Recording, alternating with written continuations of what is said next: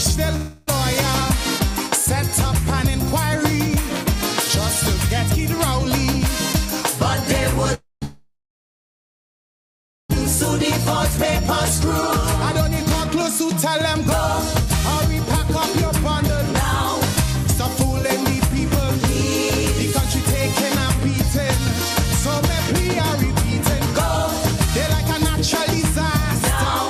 10 times worse than Ebola. Like a dog with fleas and tongue on the knees. And I'm begging go now. We and I did one week. From the side to the country. Streams turn into rivers, then into seas. That's why I sing it. Go now. This is my humble petition. Another date for election. Go now, please. Accidental, detrimental, could be lethal. Are you willing to take that chance? Much too seedy, they too greedy, eyes too beady. Honeymoon end before the romance. We expect corruption, but now without check or interruption. That a few might stuff their pocket, but not racket by the pocket. From the constant comments, we get no recess. Before things fall apart and the riot starts. Even in chutney, I'll tell them go. Make it sooner than later. To protect the future, please. For the sake of we children and the next generation. Go. To safeguard our image. Before Griffith cause more damage. Like a dog with fleas and down on the knees. And I'm begging go now. They try to stick me with rage me. They have more trick than Houdini. Streams turn into rivers, then into seas.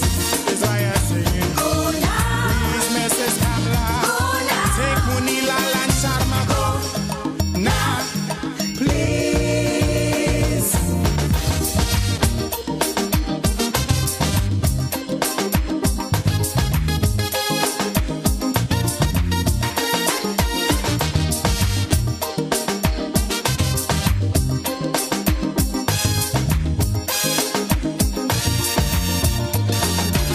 Them and their minions, total villains, raking millions.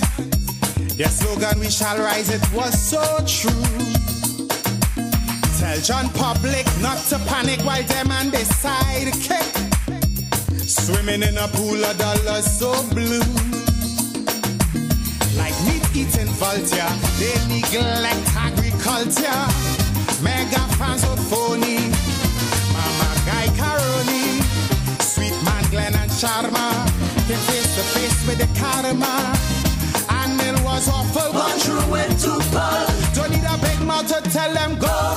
Watch her and see they does follow now. Before we regret tomorrow, please. You're setting a bad example.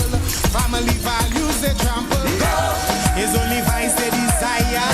Before the 5 years expire. Like a dog with fleas and down on the knees. And I'm bleeding go now. Before we end in bankruptcy. Before they empty the treasury. The streets turn into rivers, then into sea. Stay. All right, here we go. All right. Devon? Yes, bless afternoon all.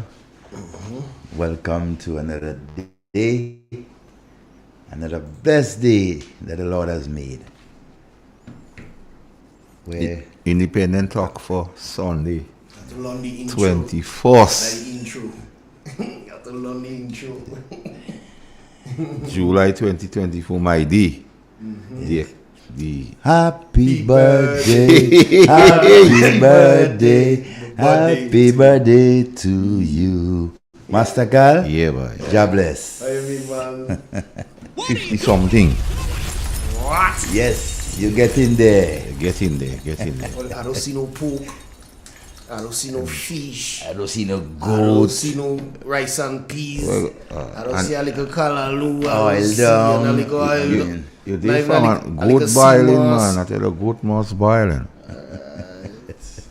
Devon, Blessings. we go delve into the housing.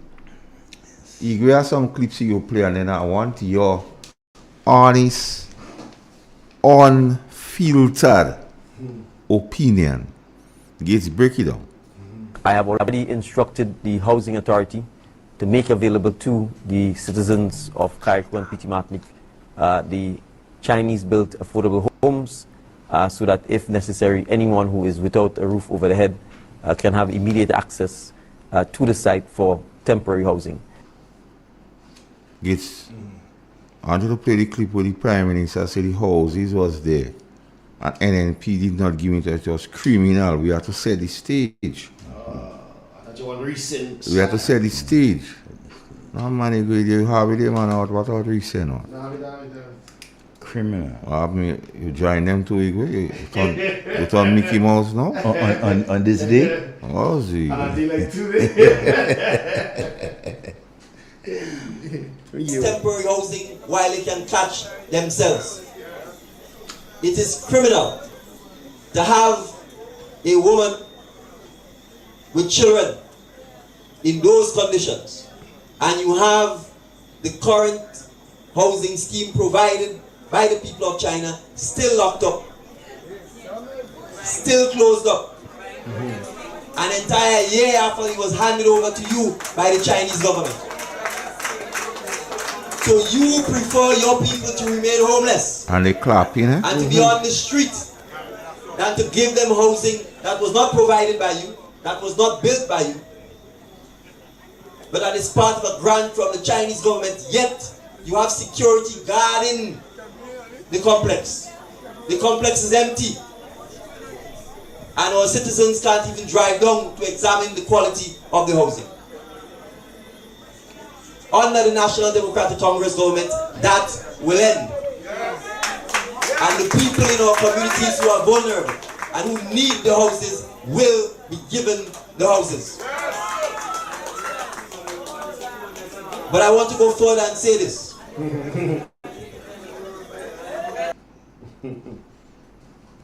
To Devon, the Prime Minister said it was criminal to have the housing, the gifts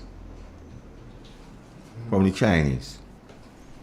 Yeah. And it was criminal for just for one woman getting the whole constituency in problem. But we always know his mama guy. So then he says when the storm come, he said to give the houses. Yes, he did. But then we have the Minister of Housing saying some kind of thing there. You go. You go stay with me, man. What happened to you? The Minister of Housing? The Minister of Housing, the woman is. Yeah. Because we have to play all the tips and them and we go court. Yeah, because they have a thing of saying we like to lie and everything like that. So. Okay, I think the question was for Carriacou and Petit Martinique in the wake of burial. We have utilized some of the houses there for persons who have been displaced. We have utilized some of the houses there for persons who have been displaced. Okay, so the houses are being utilized for some people who have been displaced. So all that happened, the Prime Minister say was criminal not to give one woman the house. But we're asking, is it still criminal not to give a whole constituency the house? Petit Martinique, Carriacou. That's how he used to start up Petit Martinique and Carriacou. Then he say he authorized for persons to get. Now the Minister of Housing telling us people are utilizing it. But DJ Greasehan, hear what DJ Greasehan go tell the people. Yeah. But we have a yes, so we could. Guys, we in Carriacou right now. We by the Carriacou Housing Project. I'm here with Minister Economic Development, Los Angeles. Here with Minister Tevin Andrews, Minister for Carriacou and Petit Martinique. PS Javon Charles. William. Ah, just testing you. But you're on the ball, right? Also, we here with Housing Authority of Grenada, and we came to really look at the Dumfries Housing Project. And you know, sometimes you listen to people and you hear that people saying that everything is all well and good, And so it's good to come and see for yourself and to really, get a true picture as to what the situation is on the ground. So, are we to believe that the Prime Minister and the Minister of Housing did not have a true picture? No, they did not. Continue to say more, more. So, Devon, let me hear you on the whole fiasco. Because we know they rather to rent house for persons in Grenada than to give them the houses up there. Yeah. And this saying the house livable is a lie. Because people that go up there to volunteer staying in those houses on it. It's a travesty. Again, I must say. So, all what is saying to the Grenadian public is lie. Yes. A good afternoon again to all listeners, viewers, and so on. This housing issue that we have right now after Hurricane Beryl should not have, right? This should not be a discussion, right, when it comes for persons to be secure, because there is housing available. I cannot understand, right, why our Prime Minister would come out together with the Minister of Housing, would come out blatantly and tell lies to the Grenadian people, or even set up the people of Carriacou. Because there you have our Prime Minister in his famous statement right before the election, where he's accusing the former government of being criminal in terms of not allowing the Grenadian people who need the houses to utilize it. Now the script flip. Hurricane Beryl hit. There is a constituency, one constituency out of 15 constituency, right? In the state of Grenada, Carriacou and Petit Martinique was devastated. There is a housing project. There is a housing project available for people to shelter. It becomes a shelter right now because, the hurricane is coming. And yet you have a government led by Prime Minister Deacon Mitchell who stands in front of the wall and lies to the people. One is saying he authorized the use of the houses. The Minister of Housing comes and says, yes, there is people living in the houses. One day after, the Minister of Mobilization, Andy William, the chatter, comes on and talks about the houses are not livable. The roof is gone. No electricity, no water. My God, well, where in Carriacou that have all of that he talk about? So, it is so disgusting, and we have so much to talk about this whole housing thing. It's unbearable. How can you allow persons who are coming to volunteer and to help restore normalcy in Carriacou, how can you allow them to use these houses? And you have Carriacou and Petit Martinique people outside in the elements. Rain is falling, the sun is hot, mosquito is biting, everything, and you have them out in the rain, in the elements, and the houses are being utilized there for persons who come in to volunteer.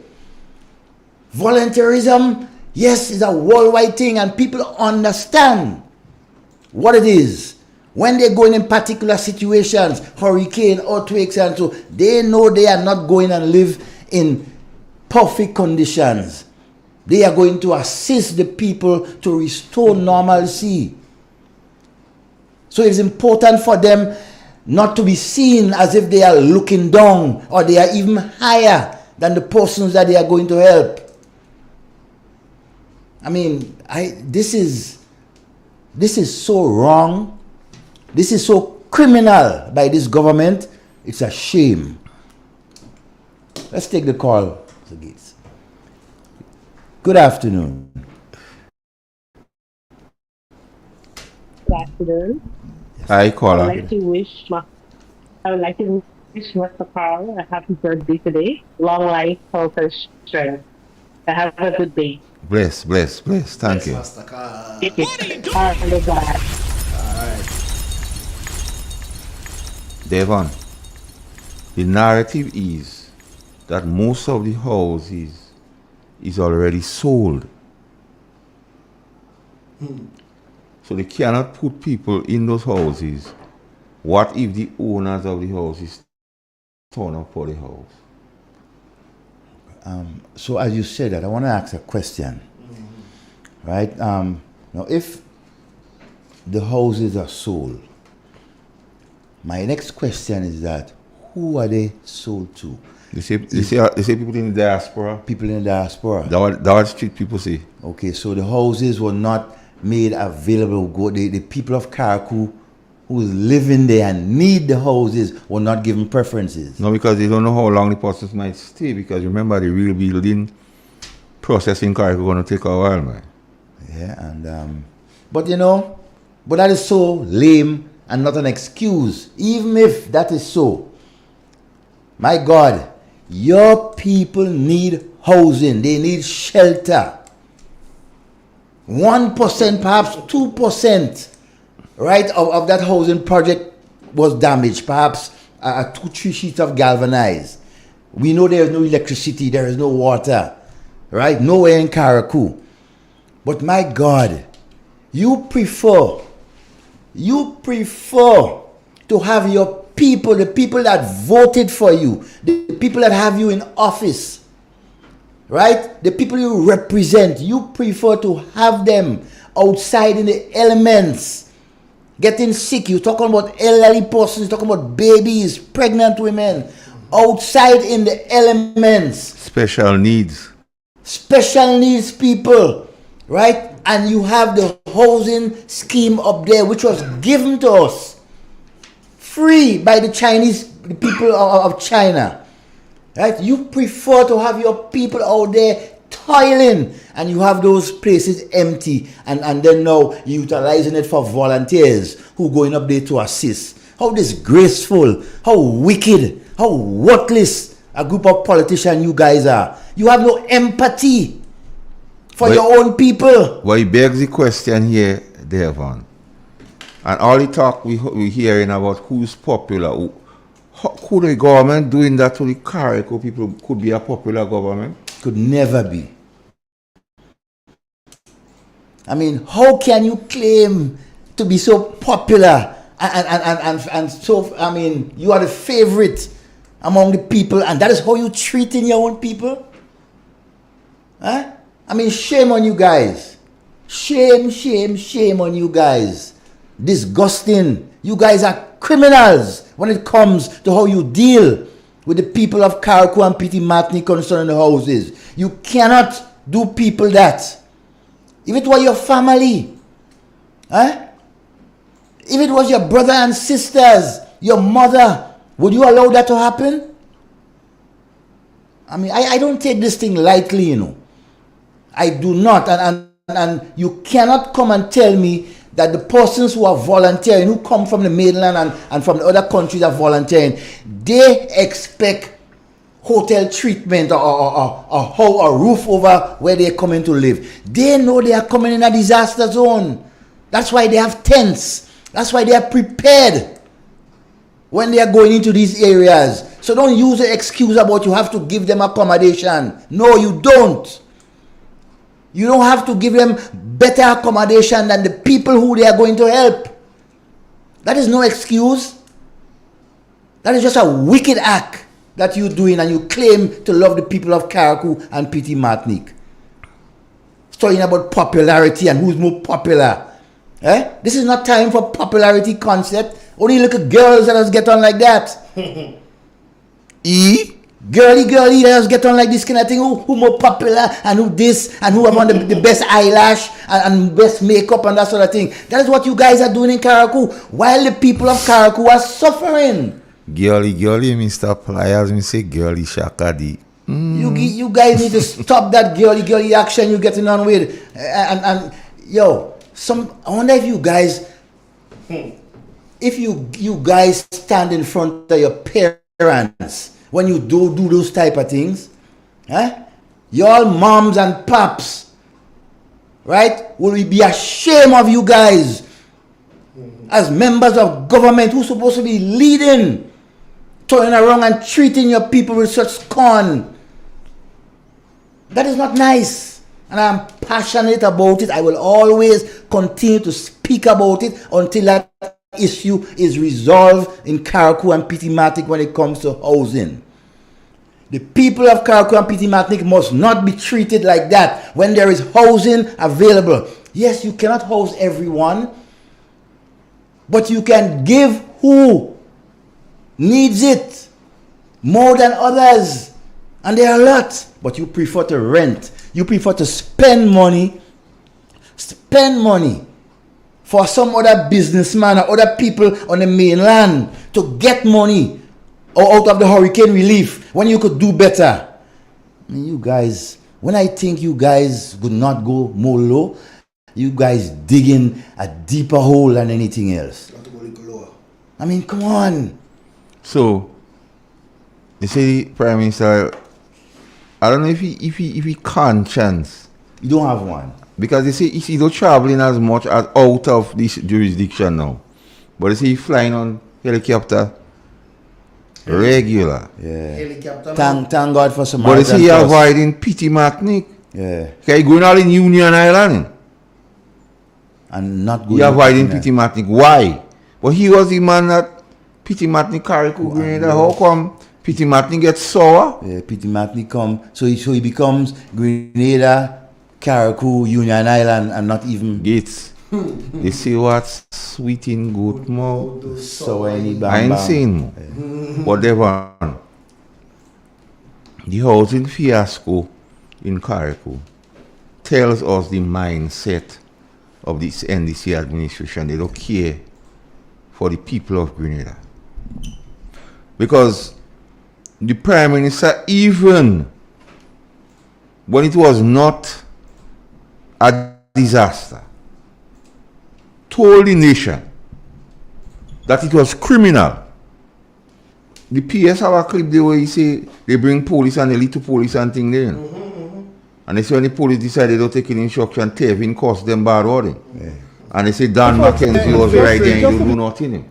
Don McKenzie, the present commissioner. Yes, they say Don was right there. Even telling the police take it easy and he don't tell Tevin nothing. Take it easy? Well, Mr. Don McKenzie are losing more respect for you. And a police on the scene sent me a long epistle, you know, to say the mindset of the police and it's talking about popular. So this government is not popular with the people in Carriacou. And they are not popular with the RGPF. You have a few of them are singing for the supper, so they go do that. And the people... Because everything the Prime Minister knew and said, it was criminal not to give the house. It was criminal to have people guarding the place so people can go and see it. The same thing happened in the houses in Carriacou. And now it's a disaster when people need him. And he's trying to fool the people of Grenada by saying, why say how to shock people? Ever hear that clip again? Because I like to play their own thing, you know, because they just tend to say, not that the person say. Yeah. They say we propaganda and we lying. We lying with your own voice? I have already instructed the Housing Authority to make available to the citizens of Carriacou and Petit-Martinique the Chinese-built affordable homes so that if necessary, anyone who is without a roof over the head can have immediate access to the site for temporary housing. Stop it, Gates. Here, Kaka. Yeah. So he's not the commander-in-chief? No. But here what he's saying, if... Go back and play that again and we go I have already instructed the Housing Authority to make available to the citizens of Carriacou and Petit-Martinique the Chinese-built affordable homes so that if necessary... No, go on, man. Play the whole thing. Don't cut when I don't tell the can have immediate access to the site for temporary housing. Play it again. I have already instructed the Housing Authority to make available to the citizens of Carriacou and Petit-Martinique the Chinese-built affordable homes so that if necessary, anyone who is without a roof over the head can have immediate access to the site for temporary housing. He said, if anyone without a roof over there, the guy go up there 10 times. So he don't know he do have people who have a roof over there up there. Who have 5 5,000 people or more without roof on the head. So that is set up. That is set up. So he say he instructed them to make it available. Okay. The housing minister say people utilizing it. Okay. But here what Javan say, the PS in Carriacou. The hatchet man. The folks out there, it's just to be clear, the second day after the hurricane, I got a call stating that person was breaking into the building. So I immediately contacted the police to investigate the matter. So the police vehicle behind myself and a driver came to look at the situation. One of the policemen in the vehicle had an SSU guy. He had his gun with him. We came to the area, we saw the broken door with a lot of bags and so on inside the room. There were no one present. We looked around the building, we couldn't see anyone. Upstairs, there was another entrance with bags stored upstairs. The police decided leaving 2 persons to secure the area, and we left. So this thing about 10 men full of guns and so on, that is totally false. Persons was breaking and enter, damaging government property, and that is what we came to investigate. And that is just what the matter was. So you see, we must touch history and them thing and them happen, you know, because the Prime Minister may be too young, he and Javan and them. They don't know, so let me teach them. In 74, you had the strike in Grenada? 73, 74. And when the people went by Sir Eric and say Sir Eric we hungry, what was Sir Eric be this? There are shops in town with food. Yes. Sir Eric never say how to get the food. Yeah. But he tell the people there are food. There is food. What happens subsequent? Looting. People break and take the food. Now, if the Prime Minister say, we can play what he say again, you know, because I want people to hear and see. Because you see that fella them in Carriacou, Javan and them don't respect for even the Prime Minister and nobody. Because if the Prime Minister say, make it available, and they don't making it available, the next step is to break it and go inside. And he instruct them, you know. The Commander-in-Chief instruct them to open the place. And then, when they go and they see, as he say, he see some clothes, blah, blah, blah, blah, they leave 2 police. Why is the purpose of leaving the police there for? But I have to ask a question concerning this whole police thing. Now, if you listen to his words carefully, when he said, the police decided to leave 2 persons. So that means, in the beginning, when you said that only 2 policemen accompany you and your driver to the site, right? That may not have been entirely true. Them guys does not speak truth. Because you said at the end that the police decided to leave 2 persons there. So that means you're calling for reinforcement? Or was the same 2 guys that drive, one is the driver and one with the gun was the 2 guys that was left there? You understand? But anyhow, I go up pleasant play that again to the members of the Royal Grenada Police Force. The folks out there, it's just to be clear, the second day after the hurricane, I got a call stating that person was breaking into the building. So I immediately contacted the police to investigate the matter. So the police vehicle behind myself and a driver came to look at the situation. One of the policemen in the vehicle had an SSU guy. He had his gun with him. We came to the area, we saw the broken door with a lot of bags and so on inside the room. There were no one present. We looked around the building, we couldn't see anyone. Upstairs, there was another entrance with bags stored upstairs. The police decided leaving 2 persons to secure the area, and we left. So this thing about 10 men full of guns and so on, that is that start from the beginning again. The folks out there, just to be clear, the second day after the hurricane, I got a call stating that person was breaking into the building. Yeah, because I don't make it available. So I immediately contacted the police to investigate the matter. Yes. So the police vehicle behind myself and a driver came to look at the situation. One of the policemen in the vehicle had an SSU guy. He had his gun with him. We came to the area, we saw the broken door with a lot of bags and so on inside the room. There were no one present. We looked around the building, we couldn't see anyone. Upstairs, there was another entrance with bags stored upstairs. The police decided leaving 2 persons to secure the area, and we left. So this thing about 10 men full of guns and so on, that is totally false. Persons was breaking and enter, damaging government property, and that is what we came to investigate. And that is just what the matter was. So the question I have to ask Mr. Javan, why did you not follow the instructions of the Prime Minister, the Minister of National Security? When or who?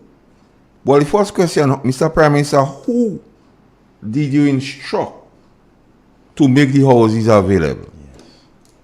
Most likely might be the Minister of Housing. And was Mr. Javan aware of the instruction, or did he continue to do as he usually do? Nobody can tell him nothing. Because remember, the Prime Minister made that statement in a press conference. Plenty again what the Prime Minister said, because they say people lying on him. In a I press have conference. already instructed the Housing Authority to make available to the citizens of Right, stop it Carriacou and right Petit there. Martinique. Stop it right there. So you say he instructed, so did the Housing Authority get in contact with the PS in Carriacou? Yes. Protocol. Or was it as a result that the persons heard the Prime Minister in the press conference and decided to occupy the houses? Because you see, this thing, we have to understand nothing. Because everybody want to shift the goalpost. So we hear what the Prime Minister say. He say instructed the Housing Authority. So Housing Authority, let me take the call and you come back. Good afternoon. Good afternoon, Mr. Devon. Good afternoon, Cam. Good afternoon, and good afternoon to Mr. Carl. Afternoon. Good afternoon to the Grenadian people, home and abroad. Mr. Carl, if the Prime Minister instruct, he said, I listened to the clip over and over, more than once. He instruct them to give the people the houses, so that means the Minister for Housing is the one to give the open there and give the people, because he already instruct them. So he can't take all the blame. The commission cannot take all the blame, I'll be real. He tell them that he instruct them to open there. You understand? So Miss Gloria and the rest of people that do what they have to do. Because if I have a boss and he tell me to go and open the business place, I have to go. I have to hear what he said. So they're not listening to Dick Mitchell. They're not listening to him. But you know he does so lie. I take all the blame because I listen to the clip over and over. And there's bad-minded people to do that. Because they have to realize they have to realize they didn't born with money like Belzensky and David and all of them. They come from poor background family. So they don't care about poor people. You understand? Young men that born with money, in money, the family, they meet that day. And they're different. But these guys is poor people, the parents of poor people, they struggle to send them to school. No, all they turn bourgeois overnight. All they can't do that because we waiting on the ground. When all you coming down, we go catch all you. I done on the ground already. And a lot of grenades on the ground. And when you fall, you go steady. So all you have to try and help the people. Forget about who is an MP, who is gay, right? Who help the people. Help the people because all you getting help. All you getting help from people all Canada, England, America, wherever. All you getting help. So help the poor people in this country that need. I don't know. Put up the roof for the people. Put up the little house for them. You understand? Put some people in the housing. Everybody in Carriacou cannot go in the houses. But as much people as you could give an apartment, give them that they could have a good night where they could function better. They could function better and their life will be much better. Do that. But if all you're not doing that, what will happen? What's going to happen to y'all? Think about later on in life. Y'all will stop forever there. And you all gonna need people. All you gonna need is 10 Grenadian people with all the money you have. All you gonna need is 10 Grenadian people. Mr. Deacon Mitchell, no. I can't vote for him. You know that. So it don't make sense Grenadian going and telling that lady doesn't vote. He already know I did not vote for them. But as a Grenadian, as a mother, grandmother, try and help the poor people of this country. Try and help these poor people. People have friends from Petit Martinique. One was like me Saturday, he tell me the parents and them out that go down. Everything mash up. Think about you could have been their position. Grenada, have a good day. Bye-bye. You know, how could you call these guys and them most honorable and this kind of thing when they're doing that to the Grenadian people? I want to go somewhere with something, Devon. Play Javan again for me.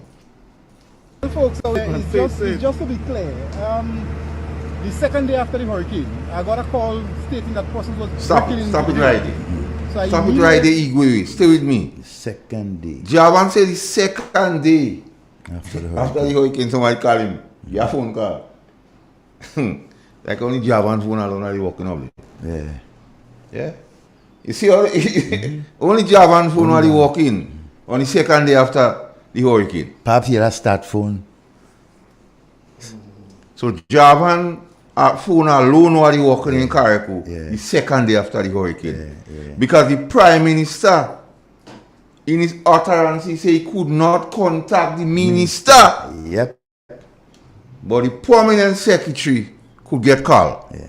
And the Prime Minister had access to a satellite phone, at all times during the hurricane. See, he can't get the minister, but the permanent secretary could get phone call.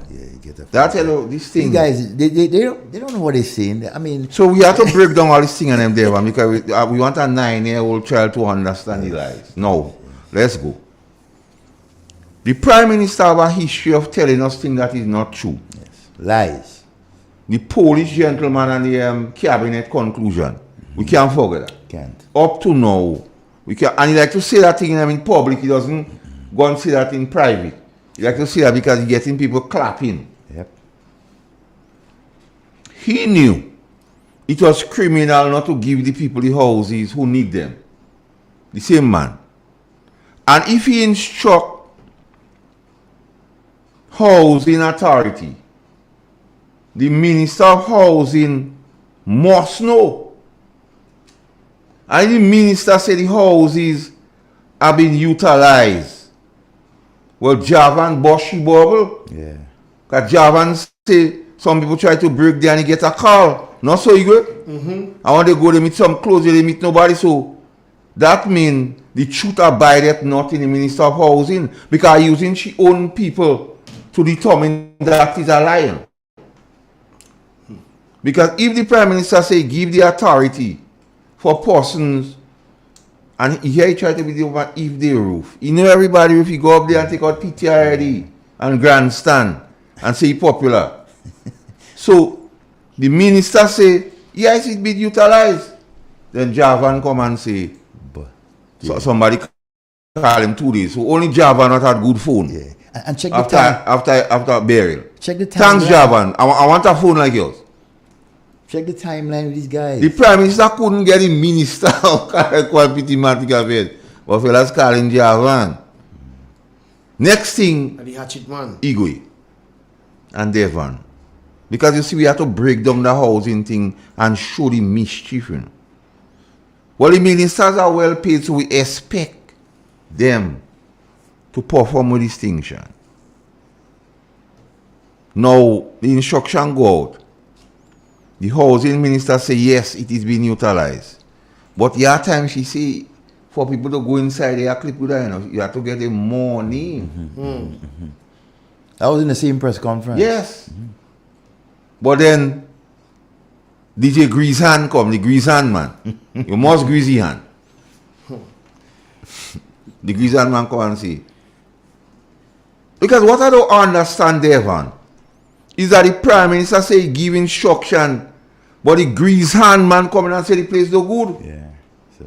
And the Minister of Housing say people utilizing it. The Prime Minister. And Javan say me thinking it because they break it, let me take the car. Hello. Hey, good afternoon, Devon. Master Carl, good afternoon. Igwe, good afternoon. Afternoon, my Master Carl friend. and Igwe. Devon, the ministers and them, they are overpaid. They are overpaid because since after the election, they get $2,000 receive for travel allowance. Then they get an extra set of money, about $5,000 again for work that they didn't start to do as yet. Then you have the Prime Minister renting a place somewhere down south for about $20-something thousand.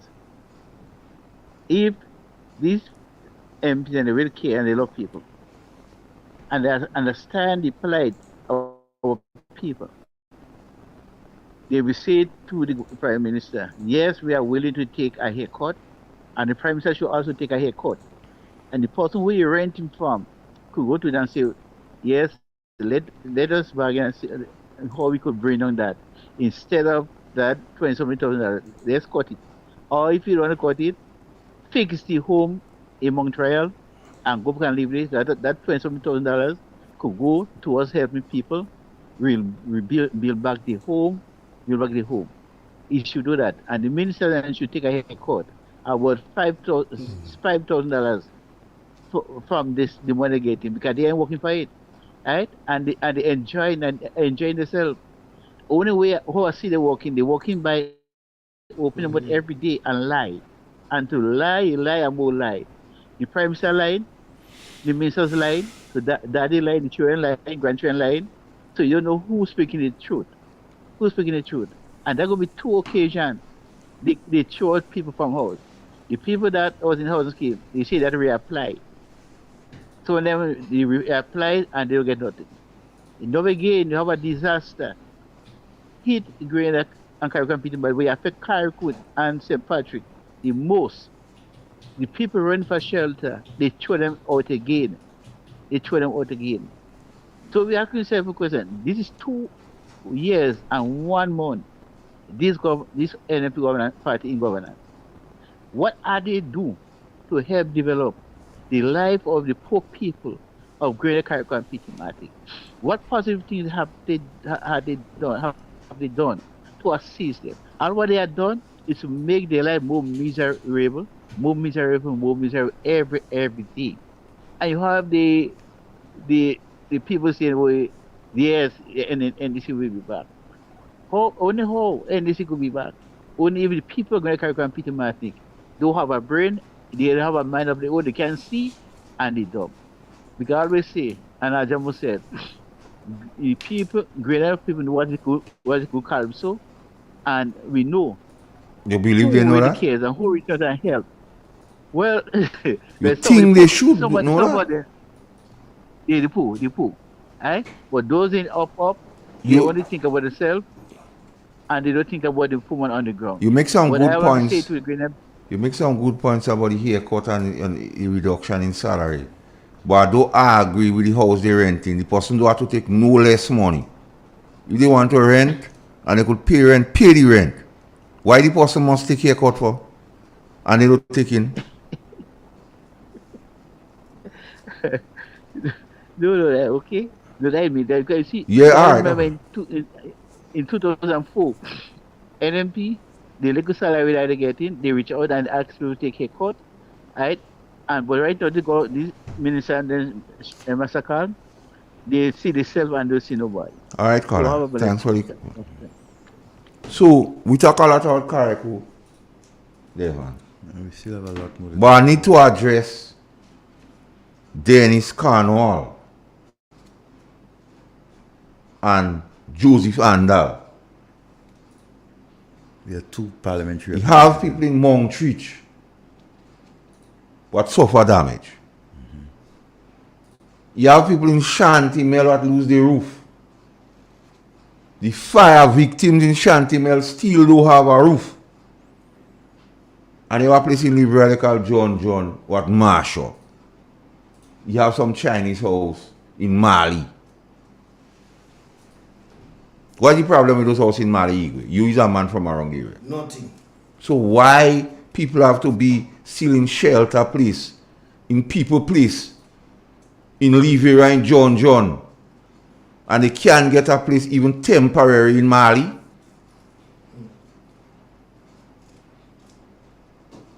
So then it's carnival passing and drop a 2 bread in Livera is simply not enough.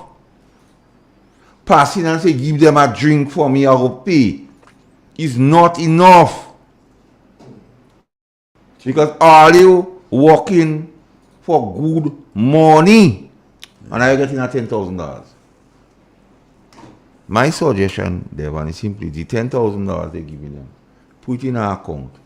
I know you was on a program by Mr. P and buy some shredders. Because you see the agriculture industry and food security, Devon, what will be suffering?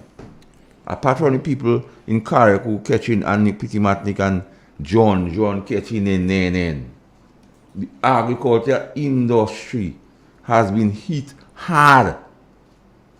Hurrican. The traditional farmers, Devon, nutmeg and cocoa, soursop, breadfruit. Well, he was around Friday when a man say he don't know when next he go suck a mango in. But how the mango tree and get beat up in. The breadfruit was the worst. So a lot of things we have to unpack. And when they ask the Prime Minister, because he's a man, Mr. No Italian, he don't have nothing, he don't know him.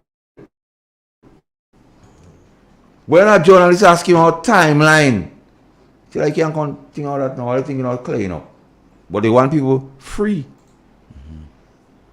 And they're receiving money freely. Yeah, they're receiving money freely. All the transport and everything going up to Carriacou and walking, you know, by the trips and all that kind of thing. Cooler drinks. I want to know about this helicopter thing. What is the thing with this helicopter? So we cannot forget the people in St. Patrick's, Devon. Yeah, they were badly beaten. On the mainland. Yeah. And he have some houses in St. Patrick's also. But, you know, Master Carl, they've been comparing and making popularity contests over a lot of things. But I am convinced that if every Grenadian sit down and watch the level of management that these guys put out when it comes to Hurricane Beryl, I mean, they would give them perhaps 2 out of 10. We have to get there. I mean, there is only one constituency that got, I mean, major damage, catastrophic damage. Master Carl. Hey. Master Carl. Hey. Listen to me. I hear you saying, but Mr. Cornwall passing and telling the people, give them a drink. The people have to tell Mr. Cornwall they don't want a drink. That's what the people say, not me. Grenadians, what all you want is a roof over all your head. Do not take no drink. And at $20, you don't need that. Man shall not live by bread alone. A roof over your head. Let them know that you don't want the $20 and you don't want the Ethereum. You want a roof over your head. That is what you have to tell these guys. And it's not only in Carriacou that need help. They get enough money under NNP. Because of that insurance, they could get how much billion of dollars. Grenadians, remember that. Remember that. They have enough money to help by now. They should have about 2 dozen houses up. You understand? Then Miss Morrison, good afternoon. Glad to see you on Saturday. She passed to look for me in the terminal. She and her husband. I know all you listening. Have a nice day today. Watch. For people to go in Carriacou and paying $500 and $1,000 to put a trampoline. You don't see something wrong with all you? Something has to wrong with you all. That disaster pass. You all should be helping the people free. Voluntary. That's why you see a lot of all the thing happen. The body people do all the wickedness. Wickedness in high places. All you should not be taking $1,000 to put a trampoline over somebody else. A hurricane just passed. And then people in America and Canada are not living here. Do not listen to these people. They're not speaking the truth. I live in Grenada. From the time Dick Mitchell take office and never see that man walk the street. I never see that man walk on Melville Street or on Granby Street and visit the poor people in this country. Never. Something wrong. And Grenadians still saying, oh, the Prime Minister doing good. Things is not good. Things not good. I there on the ground. I have a little business. I'm not even making $1. Nobody buying nothing. Nobody buying nothing. You hear? Have a good evening. Have a good evening, Grenada. And I'll have to try and help each other. Money is not all. Sometimes when you don't put the temple in, somebody say, boy, hold that. They give you more than the $500. And you stop that. Stop that kind of greed and corruption. Have a good evening. Devon. Yeah. Just before burial, I think in one of the town hall over server, when they was talking housing. Mr. Know It All, the Prime Minister of Grenada, Carriacou and Petit Martinique, Dick Mitchell. And he talk about some 500 prefab house. Peter Toss say they must get a beating, you know. They have to get a beating. You know. God help us. But the objective question one must ask Devon, who is in charge in Grenada? Because the Prime Minister say he instruct housing authority to treat with the houses. Then you hear the Minister of Housing saying yes, things happening in the houses. And then you hear the PSA bringing police. And he leaving 2 police. Who in charge, Devon? Well, Javan say he bring police and he leave 2 police. After the Prime Minister said in a press conference, he gave instructions. Tail must walk dog. Tail walking dog. A tail fluffy. Because Javan make people go, he don't meet with the union people and nobody tell Javan nothing. Javan alone phone was walking after burial. Javan have a wall phone, so people call him. And who else had a phone in Carriacou during burial that they could call Javan? People watching this thing like joke. That's why we say it's Mickey Mouse. We don't just say Tom and Jerry thing because we know about Tom and Jerry. What going on is cartoon. Because the Prime Minister know it is criminal not to give people house. Let me give him that. Let me give him that argument. Take that. You know it was criminal. Yeah, good for you. You make and you told the nation and the wider region who listening to you that you give instructions to the housing authority to treat with people who are on a roof, and almost everybody on a roof in Carriacou. How can you trust this man? The Minister of Housing in another press, because they like press conference, to be popular. Like press conference. The Minister of Housing say, yeah. And she was unsure, you know. I realized since he said that she didn't know. But like they might give her something to read. And see how she said quick. Then Javan come and say, bring police. And he leave 2 police there. Because he get a call. Only he and the person calling phone were good. Because the Prime Minister could not get. Well, I don't know. Well, them what say. He what say he couldn't get the Minister of this. So I don't know if they lie again. Because he's a guy who don't like to tell the truth. So I don't know if conveniently he vexed with Tevin. He didn't want to see him. So he said he don't get in contact with him. Because should people say he caused bad order about Tevin, I don't know if it's true. That they say that information to suggest in a conversation about Tevin bad word cause. And they tell him, and information suggests that they tell Tevin, stand down. Let Sylvan McIntyre take over, by the time the damage was already done. Yeah. And after all of this happened, DJ Grisan. The man who will be Deputy Prime Minister or Acting Prime Minister, DJ Grisan. Play DJ Grisan for me because I want people to hear how they bullshit in the Ghanaian public. And I'm talking about that because I want people to understand them feel like them the worthy of governance. Now hear DJ Grisan. People talking about that the building is ready for people to just come in and live. But when you come here and you see the damages done to the roof, you know, the roof has other damage on it. You also have plumbing issues. Right? You have broken windows. No water. The place is just not livable.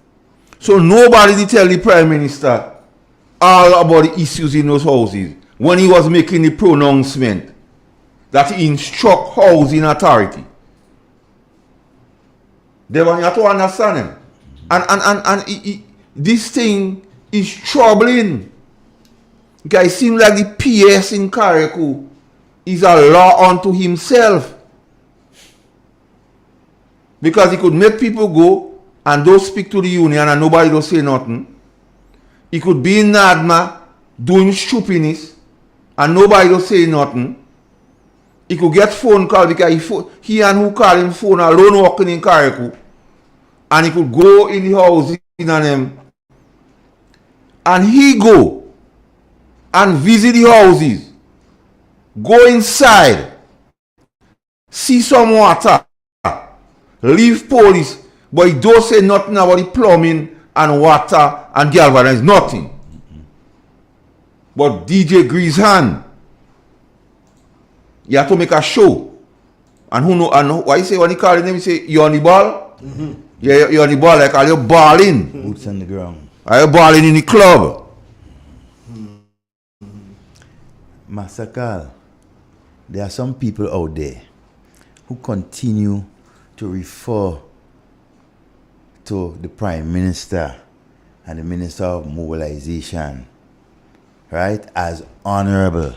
These guys are dishonorable. They want to have a piece of news for you, you know. They don't want the grain of salt. They want to have a piece of news for you.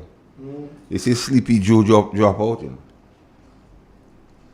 Who is Sleepy Joe? You say Sleepy Joe, you don't know Sleepy Joe? Joe Biden, all are you? Well, yeah. Are you not on an auntie? He was expected. He died? This is no, he dropped out of the race.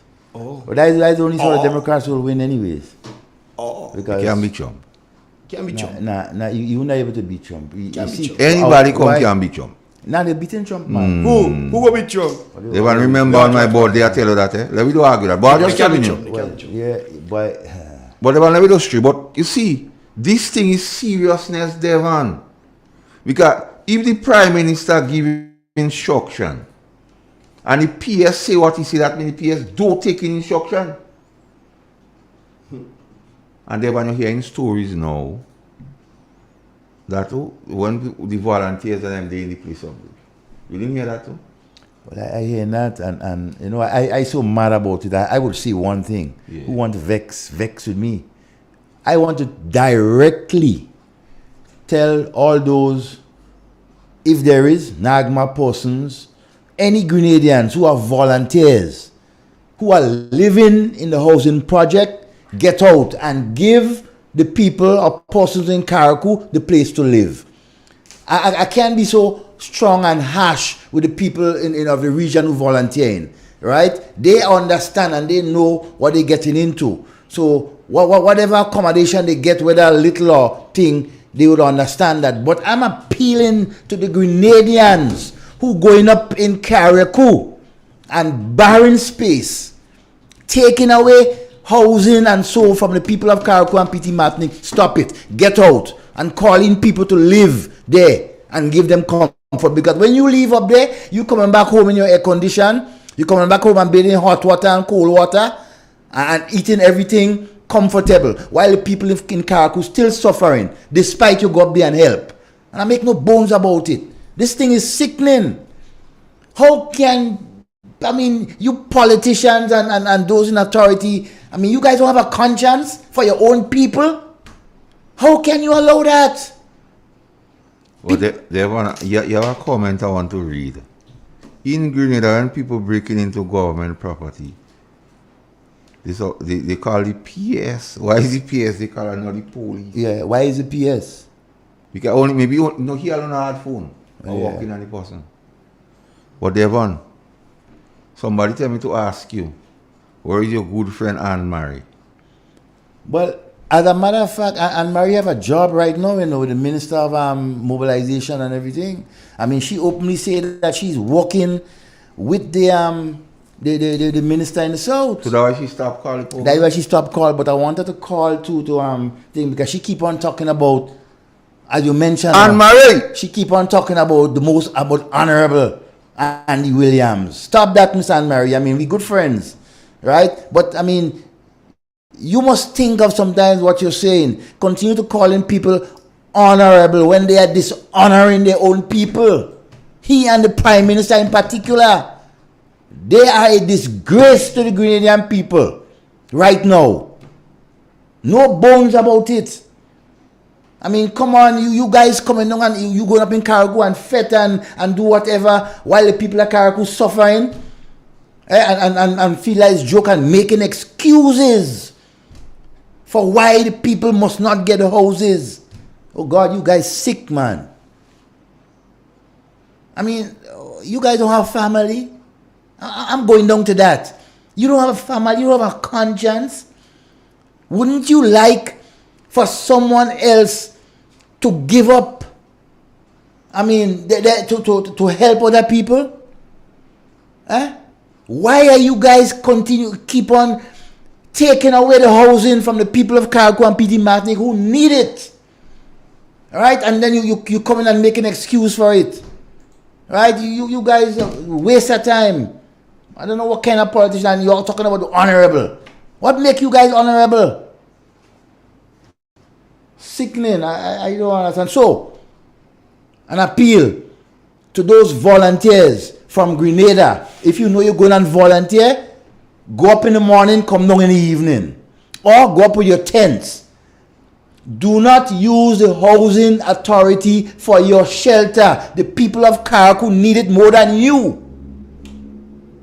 And only better find some more accommodation for the persons who come out abroad and volunteer. You should be setting up big tents, massive tents there for these people to stay while they help put back some form of sanity to the people of Carriacou and PT Martinique. Not taking the little that the people of Carriacou have and give it to them. That doesn't make no sense. Massacre. Wow, they have rev up the ego. I like when all pistons are blazing. So now, because we building up, you know, we building. So, Prime Minister says it's criminal. Yeah. So Beryl say I go test you at your word. Beryl say you like to talk. I will put the mockers on you. Let me see. With all the talking. So Beryl come. But the Ancient of Days say Devon, he never destroy a place without warning. Of course. So Beryl say I go warn you because you like to talk stupidness too much and you're lying too much. So I will give you a little test to show the people that you don't want nothing, you fail. Because in the midst of a disaster, you don't want to pay debt. You begging for money, but they saying you're popular. I never hear this asking thing. Stop jackassing the thing, man. In the middle of thing, oh, you popular. How you could popular and the people in Carriacou bawling, they catching the crying out.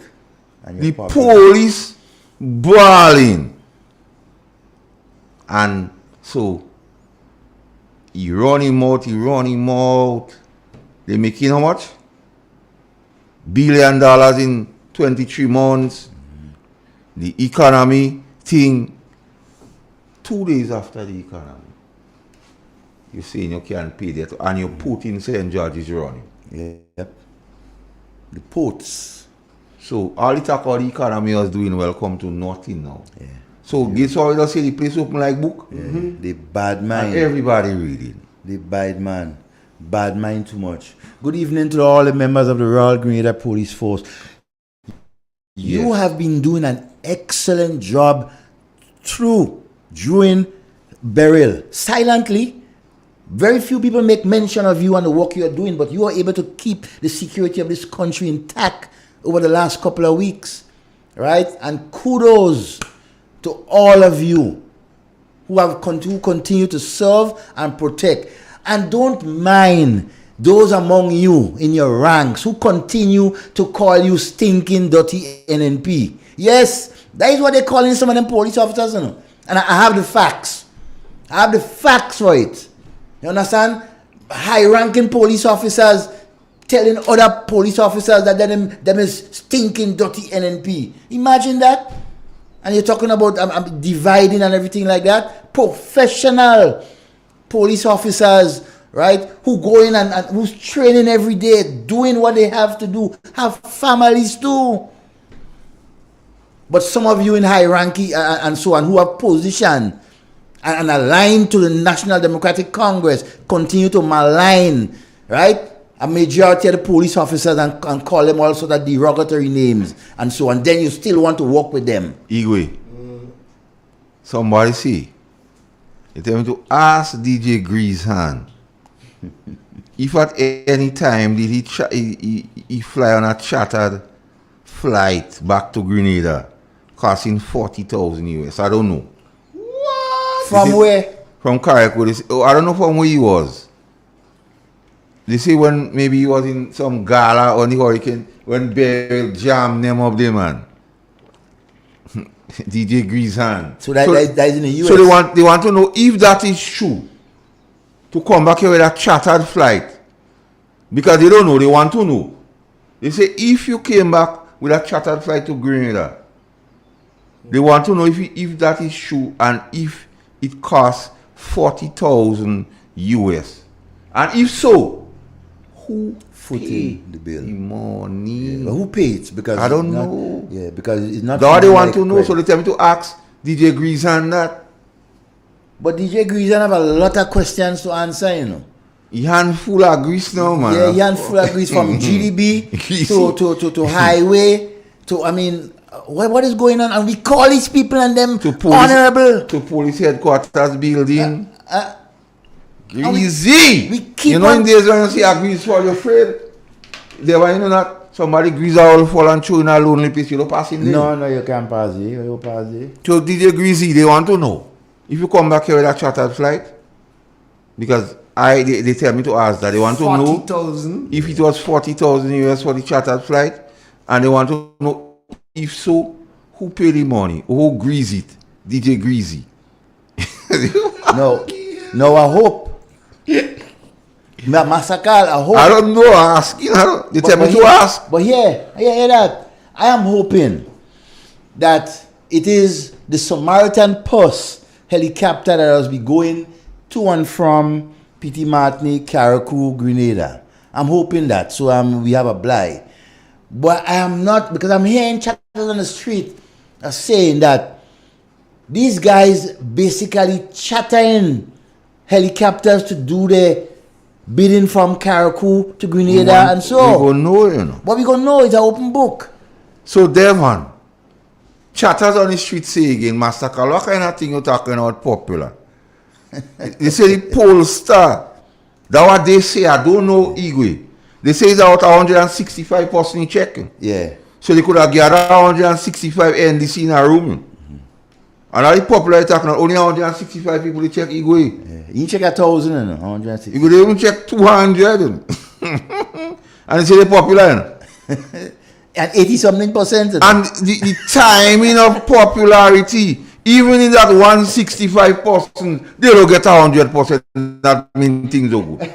If you could check 165 people to ask if you're popular and you don't get 100, that means things bad. Things bad. What assault? Yeah, things bad. Well, they think they could fool people. Popularity contest in a hurricane, in a disaster moment when people just. What is wrong with these politicians we have here, according to the senior? But here, what is more important? Central police station was damaged. And the police asked them for some food they don't give the police. So all that old talk you hearing about popularity, the police vex with them, central police had to remain hungry. And I had the receipts, you know. I want someone to call and say they're not true. No, they can't say, they could only say propaganda. Devon. Devon. Hi, Camille. Devon. Yes. Yes, Camille. Yes, Camille. But where the Grenadian people, they don't calling in on the program? Or they just stay home, man. They don't calling in and make a contribution. They listening. Call and speak. All you afraid. They're afraid to speak out. Well, we go speak for them. All you speak that is your democratic right. Call and speak out. Look, and Mary don't call, she won't call. No, she won't call. She will not call. And I wanted to call to have a discussion with her. You know something, mister? Watch. Devon, they give some of the people the key for the house by me, eh? The house is a bill of the a few of them get a key. They get a key now for the. Because one of my friends that is a nurse, she got the key to go in the house in Misuse because they're under pressure. The government is under pressure. So they start to give some of the people a key now. And that lady did get she key. So I want the public to know that. You understand what I'm saying? Yes. She gets she key for she apartment. And some of the apartment that some of the people can get is because people pay for it. But we have to put pressure on them to give people, help people build a house. Let them go in their home. People need to rest. If you have a comfortable bed, you could think what you're going to do tomorrow, please, Lord. You understand? And they're not doing what they're supposed to do in this country. You don't hear nobody call. But when you're on a bus, they're running them out. They're running them out and they go. Call and tell Mr. Deacon Mitchell that the Grenadian people need help. Help them build a house. Help them put back the roof. Right? Because you all get enough money already. All in power now. Right? And the Williams help the people get a roof gone. Mr. Andal, you have people in Softes and Chantimel that ain't seen all you at all. Mr. Cornwall, all you remember where all you come from. These are the same people that vote all you and put all in office. And if I see all you face to face, I'm telling all you what I have to tell all you. Anytime I see all you face to face, I'm telling all you how bad man and wicked all you is. God hear me. And the Grenadian people call and let them know where they go wrong. Where they going wrong. If it was Dr. Mitchell, all you have beat up on him. But that is a good man. That man not in power. He's in opposition, but he's helping people eat a meal when they come. That Dr. Mitchell, seeing that people get something to eat. And all you running out your mouth on him, a lot all you. You know how much people giving something on the week up they could eat a meal? Who could have a good meal today? Dr. Mitchell, God bless you. Yeah. All right, Camille. That's what I have to say. All right, my dear. Take care. You know, I have to, while we still be on the Carriacou issue, and it's very important. You know, they're talking about popularity, right? And they're talking about what they do doing good. Now, the New National Party came up with two particular initiatives, right, to assist the people of Carriacou and Petit Martinique. One is to provide a hot meal for a lot of persons. They can't give for everybody, but for a lot of persons within the Carriacou and Petit Martinique area. And so, every day. And secondly, to provide portable toilets, right, so that persons can ease themselves. Because, I mean, where there's no, what public toilets you have in Carriacou that is standing, if there is any, right? And so, but you know, and they're talking about popularity. The NNP didn't do it because they want to be popular. They did it because of a need, because of the experience that they have with things like Hurricane and these things. So they know the need that the people want, have to get, right? They provided that, but you know what? You have a group of politicians who are in office right now, right? Instead of they complementing what is being done, providing more hot meals for the people of Carriacou and Petit Martinique and more portable toilets, they started to talk about, they even send health inspectors to inspect them. Right? No, and so, I mean, how unconscionable you people can be. They're weaponizing the health. They're weaponizing the health. People, because even down here, they're going to check a man place and they say he's on the radio talk running him out. Yeah. What's your comment here, Igwe? They're weaponizing the health people. Why you say? Well, as I mentioned, his health are going, eh? Yeah. A bald head fella driving around with the Ministry of Health blue van carrying his animals for his personal use. All hours in the night and nobody seen that. No. Now, they want to talk about it. Two things. There was a brilliant initiative by the New National Party. Of course. And if because a lot of them they're young, so I will tell them, I will teach them something. In days when the Rasta men used to live in the hills, they used to call that mulch on culch. Yes. So what you put in, you must put out. You must put out. They call that mulch on culch. So they know what mulch on culch. They don't know how important it is to have a hot meal, and how important it is to release. So they're using the health people they're weaponizing the health ministry to go after good initiative because where they fail. And these people is honorable. They fail miserably. So my question now, so let me do the thing. So how many people we have watching Igwe? We have 523 watching.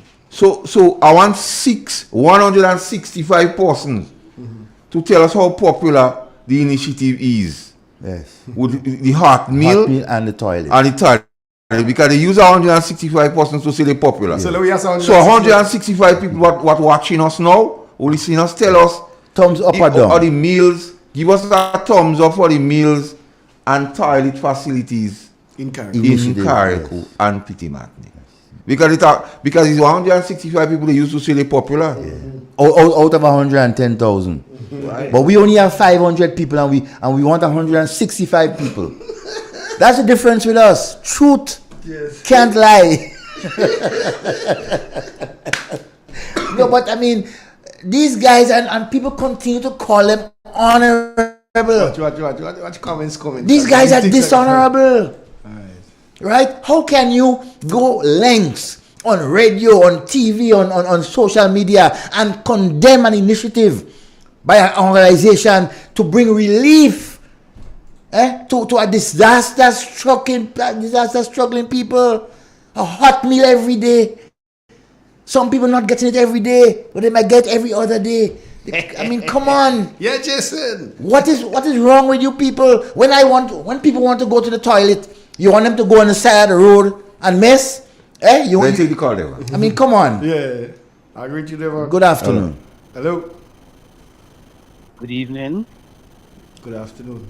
Good afternoon, my friend. All right, Master. Okay, Devon. Yes, sir. Devon. Yes, sir. Devon. Yes, have a little sympathy now on people. No, I ain't having no sympathy on nobody. No sympathy. The popular, you could have sympathy on popular Fire. people. They too dishonorable. Fire. Fire. Watch, I know during the course of the revolution, how we was taught. Hurricane hit us. This government would never allow housing to be standing there and the people out there, I mean, getting wet and everything like that, you know. The same revolution that they used to be, that they'll be praising, and some of the things that the revolution do. Look at what they're doing now. My bishop, he accustomed. He turned already? Well, he turned a long time. Turned grave. If he do have one. He didn't have to turn, he was roaming the land already. Well, yeah, he don't have. Yes, caller. Go ahead, my friend. Yes, Master Carl. That's for you. Happy birthday, sir. Yeah, man. And happy birthday. Happy birthday to you. Yeah. Happy birthday, my friend. What? Be careful. Be careful when you're singing there, you know. You might sound like them fellas with the pink sheet, you know.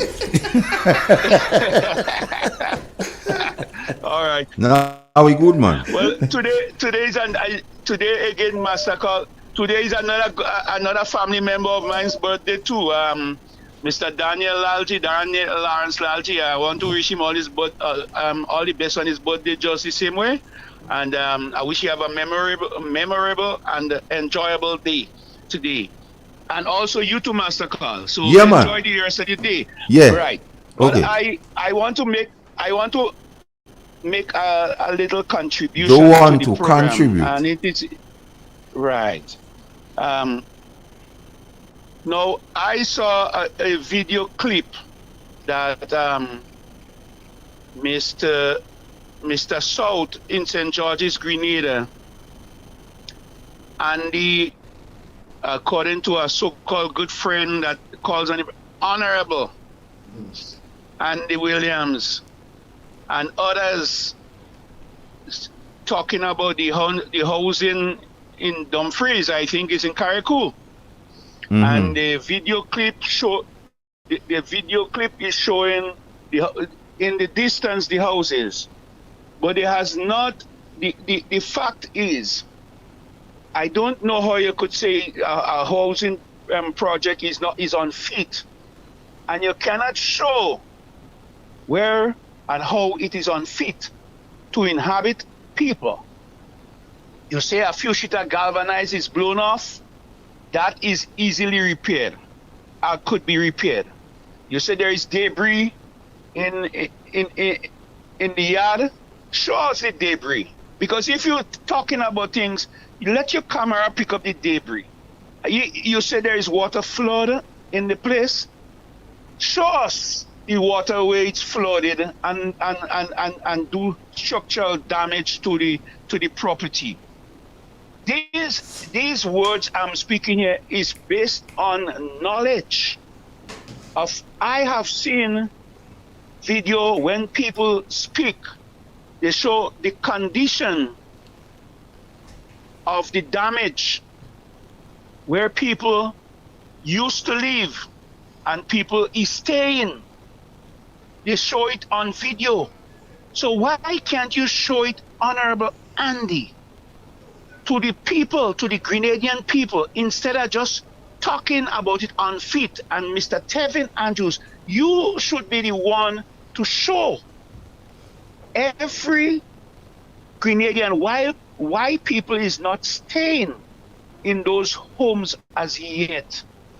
I am saying to you, gentlemen, and to the Grenadian people, this is evidence of non-support, blatant lack of conscience and assisting the people. You don't do people that. You don't want to give them the housing unit. You want it for a special people. Say that. But don't come and tell me the place is unfit. No, the condition that people is living under up there in Carriacou and Petit-Martinic, where 2 sheet of galvanized is off, or a place is a window is broken, people is staying under tents. The places are flooded, are crowded, where they have the units. It is crowded. Some places where they have the shelter, Hurrican shelter, is overcrowded. And you have those beautiful houses and you're telling it is unfit. Look at where some of these people staying and tell me if compare it to where they're staying now and what the houses are and how the houses is looking. Tell me if it wouldn't make a plus in some of these people's lives. This is my take on that. I have seen people in Ivan, I've experienced Ivan. I have seen people sleep on mattress with a sheet of ply barong alone and breeze on top. If rain fall, the flying inside there. I have experienced that. And I could tell anybody, some of the people where they are living is very uncomfortable. If they get a window that is broken, they can bar it in case of rain or extra wind coming in, and they will be more comfortable sleeping on the floor in these houses, and they will be more relaxed in staying in these places. I don't understand why and how the Prime Minister and these ministers allow this thing to happen, to fester, and then you come in and tell us you are catering for the Dumfries houses to host Grenadian people after the aftermath of Ivan. That is a scam, a big scam. Let me ask you one question. Yeah. Did you expect better? Well, not from what I have heard from them before the Not election what you and heard. after No, the no, no, no, election. no, no, no, no, no. Answer what I ask you. Did you expect better from the NDC? No, no. All right, well, just say no. If it's no, say no. If it's yes, say yes. No. I didn't expect, because All what is happening now. We said all of this, me and Devon and them say that on the radio here a long time, and they say noise we making. All what is happening now, we said that, we spoke to it. We spoke to lack of institutional knowledge. We see that happening. We spoke to inexperience. We seen that happening. And we spoke to arrogance. They asked the Prime Minister what Barbados, he said, you don't have to tell nobody nothing. Arrogance. And the fact that he's saying he instruct people to do what? Inexperience. You have to make sure it is done. Yes, All right. lack of knowledge, yes. All right, my friend. Okay, All right, take care. You know, Master Carl, you know there is something about NDC and housing. Yeah. Something about housing that they don't like, especially housing for the persons who need it, right? They just don't. I mean, when you look at the present scheme of things going on, what I could only say about the mainland, right? With this housing brigades and everything they're going around, halfway building houses for people, right? And leave them stranded after, telling them you're building house and toilet and bathroom for them, and then you just build a house without no windows and thing and leave the rest and go quite over and help others. I'll continue with that. Let's take the call. Good morning, or good afternoon, sorry about that. Hi, good afternoon, Devon and Igwe and Master Carl. Good afternoon, How my you dear. doing, Master Carl? Are they about? Happy birthday Oh, to Lord. you. Happy birthday to you. Sing it, my girl. Happy birthday, happy birthday. What? Happy birthday to you. May the good Lord bless you. May the good Lord bless you. You sure you have a good heart, man? May the good Lord bless and keep you. Happy birthday to you. I appreciate that very, very much. How are you? She go? Lord, my children here. No, she didn't. Come in the room and interrupt. Sorry. Alright, don't watch her, man. Yes. They said they hear me singing for you. Which country your representative was on the airport going to? What on the way? They say somebody saw your representative, Mr. Andrew. I don't. They say they see him on the airport like he traveling. Where did he inform the constituents that he'll be out of state? I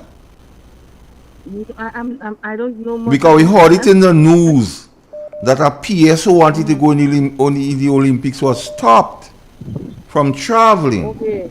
So I don't know where Mr. Andrew is heading. We want to know. I don't know. In a time like that, we want to know. Really seen him since after We don't want to pay debt because we don't have money, but we can pay him for travel this kind of time. I don't know. What I do know is a finance issue. That is all I can say. A finance issue. The lady that used to call the program, they now she picking up Andy Williams. I find she trying to create a little rift between she and because she say what she say? AJ Williams is a man of the people and of the ground, and he's not no fly by night. What she mean by that? The pink sheet man go deal with that. What do you mean by that? Where, you want me to really answer what you mean by that? No fly by night, no come here. You want to answer to that? The tongue, so. Well, they bias. Yeah. They biasness. Oh, well, I never see that. She just changed it on. Just remember, everybody had a price, All of a eh? sudden, But watch. yes, But you and know, while she they calling him most honorable, the guy with the pink sheet they mashing her up, you know. But then again, that's the guy will give the shit for the gift. Yeah, Yes, the pink sheet. but watch me. Anytime you see people too good to be true, something wrong. Look between the lines, you know. Anytime you see, and here, the most ironic thing is the individual putting up, oh, don't know it's not time to take political credit, but he want all the credit for himself. But they popular with 165 people. 165 people, they popular. I don't understand that. You want to take all the political. Well, stop posting. If you don't want political, if you find people shouldn't get political credit, then stop posting yourself and do your thing, and nobody should know. Girly thing, man. Every picture, every turn you make, you have it up on social media. So what you looking for? Young man, you're too girly. That is what they're looking for. The hypocrisy of it all. Showboat, but man. what I want to know is, who Miss Anne-Marie endorsing now? The lady man in the south? Because he said he's not a fly by night. But she working with the man. Why is that them doing? She working with the man, but that's good for them. That's good for them. Alright. Anyhow, my dear.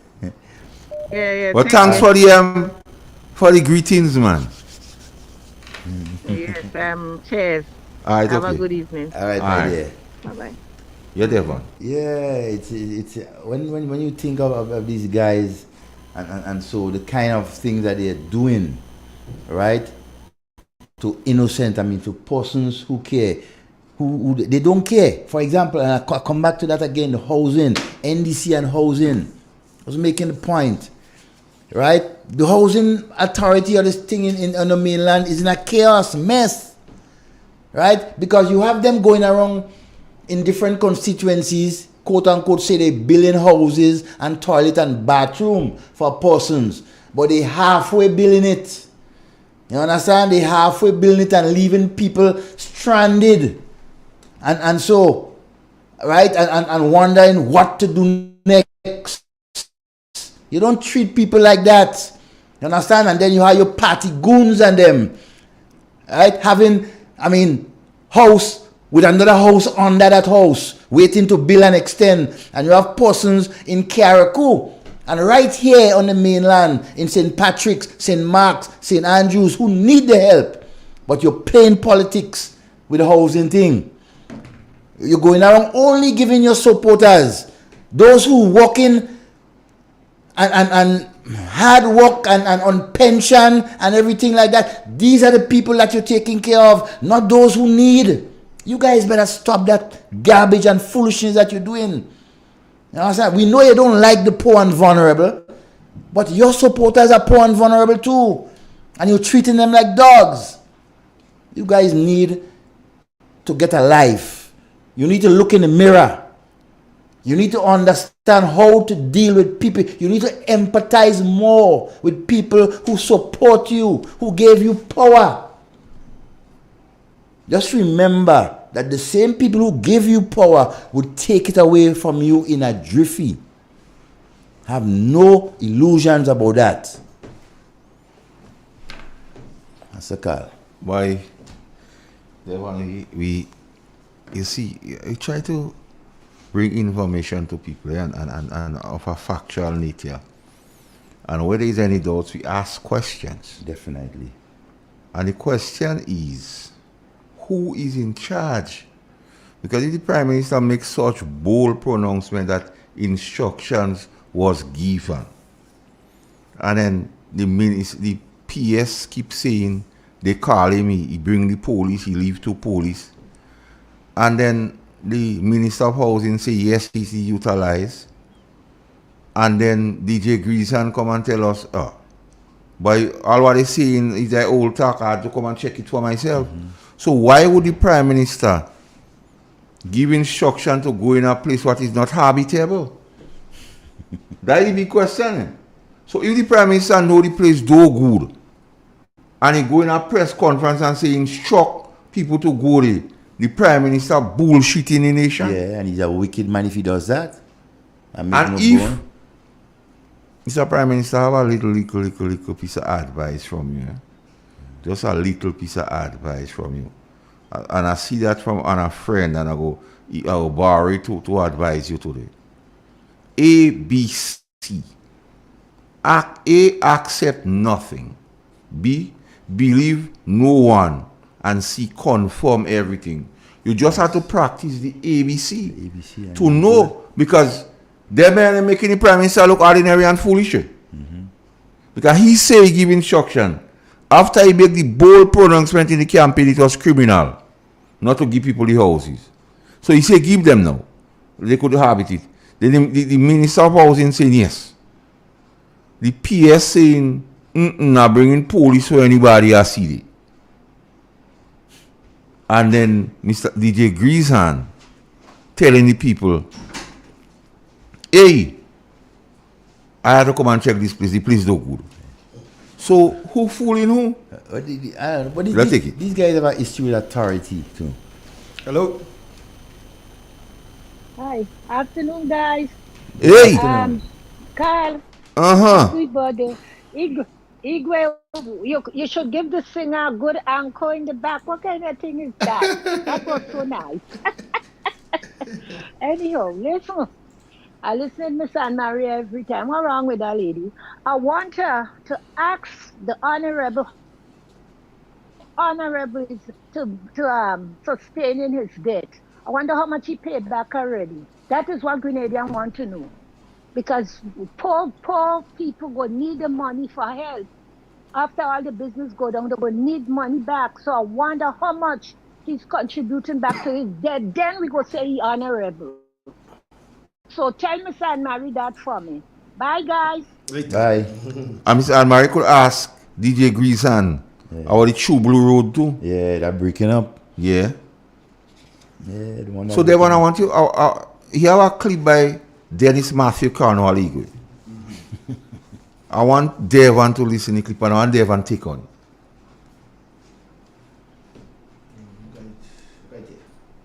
Yes, sorry about that earlier. Good morning to you and the members of the panel. My question is, the first question is to the Minister for Finance. With regard to the suspending of the escape clause, can you tell us when that will be done and what is the period of time that will be in place for? Well, I can say that we have had extensive dialogue and discussion at cabinet level yesterday, and we have, based on the submission, we have certain things to still fine-tune and clean up. Certainly after that, we should be able to at least take that position next Monday and be able to at least inform the general public on the way forward with some of the measures. Now, within 24 hours, I think on the third news conference after burial, the Prime Minister announced that you had written to the international partners seeking a suspension of the loan agreements. Have you heard back from them, and what is the decision made with regard to that? We have not sought a suspension of the loan agreements. What we have done is basically interact with them and utilize the measures that we are allowed under the loan agreement to defer payments if needs be.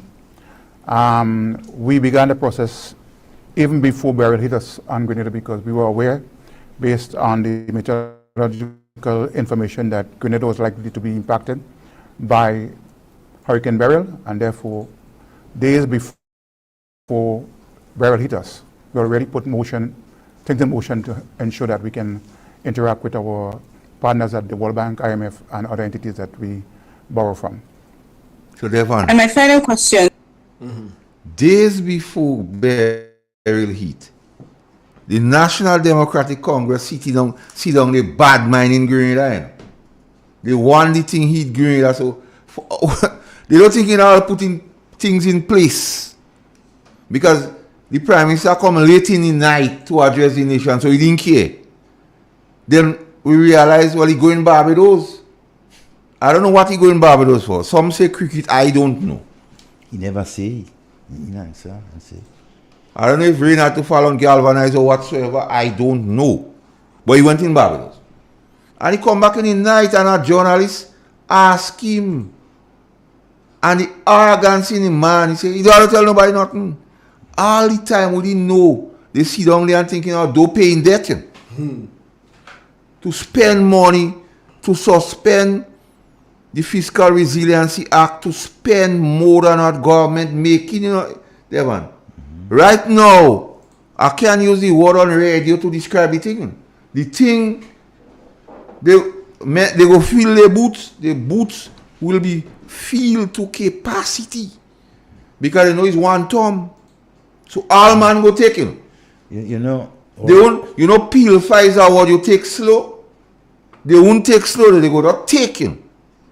Because the mindset of the government since burial coming and the nonchalance, because they say about 6 ministers out of state knowing the intended date of the hurricane. So that's why they say somebody pay $40,000 to come back here, I don't know. But the mindset of the government, Devon, with an impending storm, men still going in gala in America and lead the constituents out.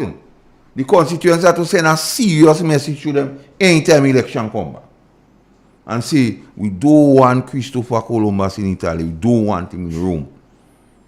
Added to that, the Minister of Finance, the Chancellor of the Exchequer, Devon, say what? We see only trying to find out how we do have to pay debt. So like a bad mind in grade that they want the thing mash up here. So they kind of sorry it's only Carriacou and Pity Matiki happened. So that is why they're treating the people like that. Because that their words, not mine. Devon, take it away. I know you're shocked to hear the man say that. No, well, not shocking so much. But what is interesting though is the question that was asked by the journalist to the finance minister. Now, there's a clip where the prime minister made the statement about they have already talked to the debt, the persons, the international persons, and so for the debt to be whatever, Mm-hmm.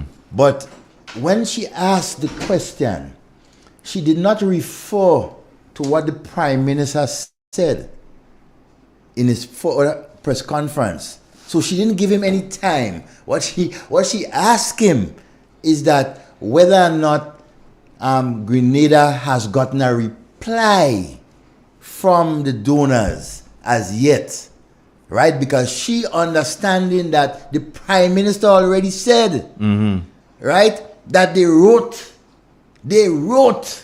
to the international community already, and which was a lie. When Mr. Cornwall come and answer the questions, he beat around the bush, and then he said, no, we did not. We are just talking to them, trying to finalize and this and that. And the prime minister said they already wrote. I mean, but I must commend the journalist, right, for asking the question in such a way, not giving him that opportunity to basically piggyback on what the prime minister said. The man says since this time coming that they're thinking about it. Hello. Good afternoon. Hi, good afternoon. Bigger Ford. Devon. Yes, my brother. Master Carl. Igwe. Yeah. I will speak and I will get advice on 2 things. What bothered me, well, I've been in Carriacou, Hurrican Talk with me in Carriacou. So a lot of them NDC activity talking, they wasn't in Carriacou. Understand? They wasn't in Carriacou. And what bothered me the most is in this tribulous time, where people need counseling, where the youth need counseling. You full up all the playing field in Carriacou with people. Yeah, that's disgusting. You know what I mean? That this thing have me sick. Yeah. And another thing, when Andy and I went to Carriacou, in the Dumfries housing thing when they're showing, they ain't showing no how they stay in the yard. No debris in the yard. They just show inside the houses. But what's something? Andy have to call on the representative of Carriacou to say something, You check out the part. And they had to call on the representative of Carriacou, the minister of Carriacou, to come and say something. Anyway, I listening. He still was in shock. But I mean, you see, the one thing that these guys know, that when Beryl passed, Beryl opened up a book, right? So they can't hide. But the amazing thing is that they still continue to lie and lie for the Grenadian people for no reason. You think we should have been here to know about the housing saga in Carriacou and Petit Martinique? No. Good afternoon, caller. Hello? Oh, good afternoon, Master Carl. Hey, good afternoon. Master Carl, I can't believe how someone could be calling someone honorable when they're doing so much injustice to people. One that going in the Grand Development Bank, getting out $2.something million. One that give a bounce check, left, right, and center to people. One line, one that taking out goods after they put clothes on evening time. Taking out goods and not here alone. Yeah, a lot of them are get rewarded and big work after that. Not here alone. Not here alone. A lot of others. Yeah, PS and things they say or do that. I don't know. Yes, right. Get all of them get money. With one that rather get a chemical up here, he get $1.something million. Again, you understand, you build a house, you buy a vehicle. Others again, other minister get again to send the children and study. You have so many again PS, people who was working in custom and they find themselves in trouble. Now they get big job in head of the PS. Right? And we still want to call these people honorable. They are dishonorable. I call them dishonorable people because if you say you are honorable, you have to do things that is right.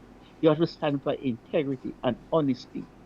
And I want to congratulate NMP on two suggestions, the hot meal and the toilet that they bring up in Carriacou in Carriacou.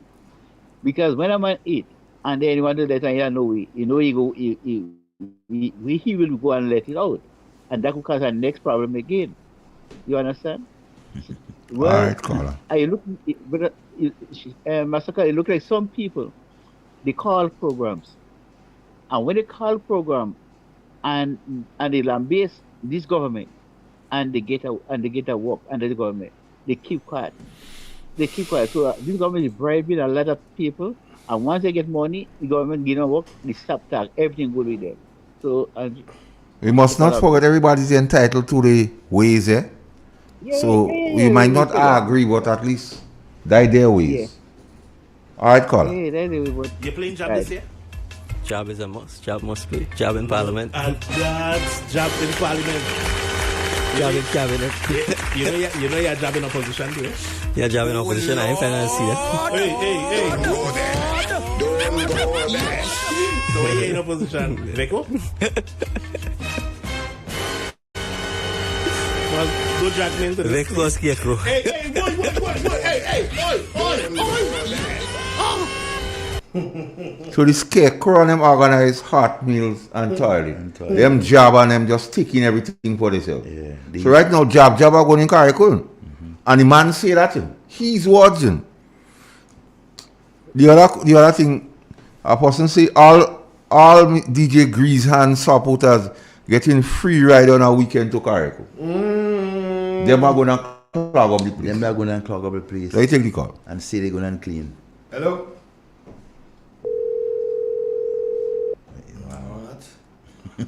I don't know. Well, a good friend might get a ride with DJ Grease Hand to go up. Well, yeah.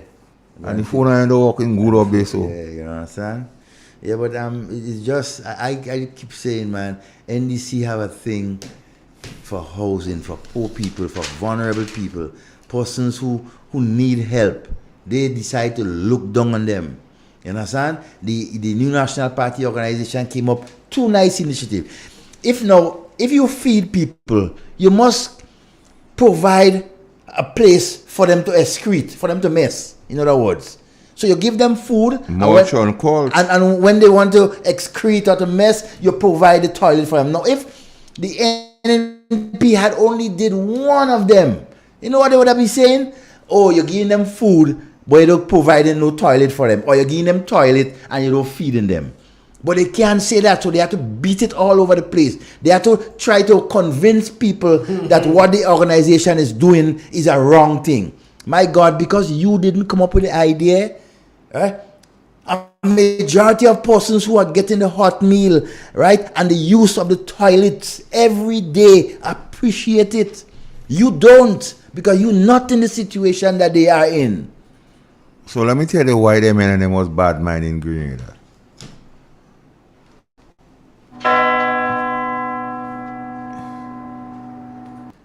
Devon.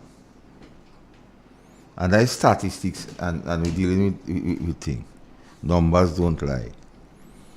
Total grants received from January to May 2024 was $9.2 million. Fiscal report for May shows revenue from January to May was $612 million. Increasing earnings from Investment Migration Agency, CBI, backlog. So they realize now, here are one in Devon. The amount of grant they're supposed to get, they don't get it. They ain't getting that. Let me take the call and then we go break it. Right? Good afternoon. Good afternoon, gentlemen. Hey. How y'all guys doing? Hey, we good. I know y'all are on it, but the reception is not very good. So I've not been hearing clearly what y'all been saying. But I know y'all are on. So, but I want to highlight two things.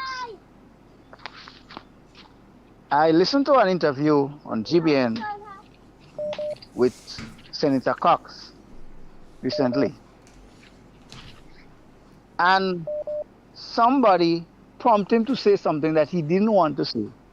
But it was necessary. There's a guy who usually call and criticize everything Dr. Mitchell would have initiated, get done for this country, and so on and so on. He despised what you could say is NNP, and especially Dr. Kit Mitchell. So he called and prompt based on what the criticism he was throwing at Senator Cox. He prompted Senator Cox to respond. And here what the issue was about. The whole issue of cooperating with the government to get things done, whether it's in Carriacou, in St. Patrick's not in not part of the country, Carriacou and Petit and so on.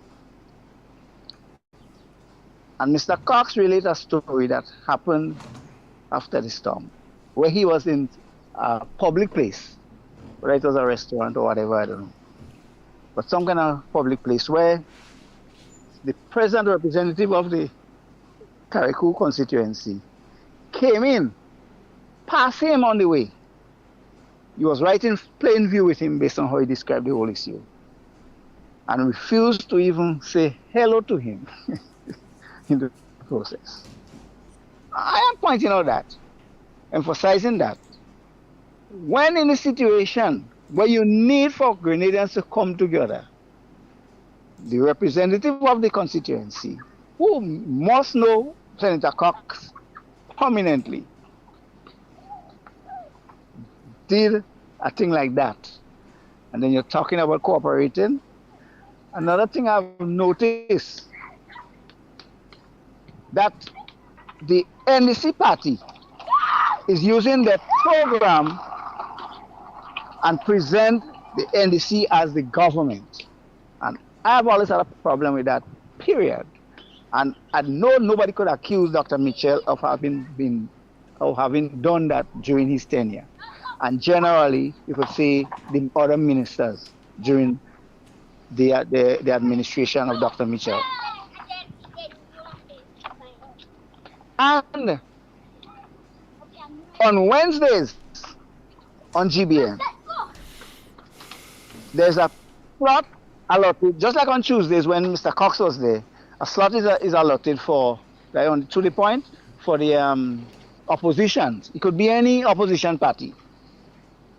But it so happened that usually the NNP takes advantage of that situation and the NNP most every Tuesday appear on the program. On the Wednesdays, the government side of things has to be brought forward to the public. You know who appeared on a Wednesday? The General Secretary of the NDC. And during the whole program, he was trying to present that the party is equal to the government. And we are a dangerous precedent here. Even today, as they usually have the heartbeat on Sundays. There's they bring a press conference, and you could say, well, the Prime Minister and the conference was the press conference was necessary for people to be updated as to what actually going on, plans and programs, activities of the government. Fine, it is nice to hear it, but when on a heartbeat program, which is supposed to be an NDC program, that's where the problem is. And you find this kind of thing being established in this country, setting dangerous precedent. And I'm sending out a warning. Grenadians need to take note of what that means. These things are not simple. A party is party, government is government. Our party situation does not permit them to run the government as a party is being run. You run a party, your party works something, even if you all become the ministers of government, it doesn't mean that it's the party that is running the government. Pure and simple. And people need to understand these things. Take care, gentlemen. All right, my friend. No, that's salient point that caller making at Devon. Because the National Democratic Congress does not see the difference between the NDC and government, that is why they comfortably say make NNP people go and so on, because they see it as NNP versus NDC. Mm-hmm. Now back to the substantive argument discussion we are having. They realize that after the backlog of applicants, the CBI would dwindle out Devon. And they realize they're not getting the amount of grants. So that would have a negative effect on the economy. So when they hear burial coming, they get glad. You see, they can't mash up the place. Mm-hmm. So we go lapse every rule and so on, and we go blame it on burial. We go blame everything on the economy on burial. So going forward, we have to expect everything will be blamed on burial. For the next burial. So we who are in the know Devon, we need to explain a lot of things for people and don't just take it for granted that they know. So we have to explain a lot of things to our people. So one of the reasons the finance minister could have said, since they hear burial, they had that discussion because they realized they was getting 1/3 of the grants, and finally the backlog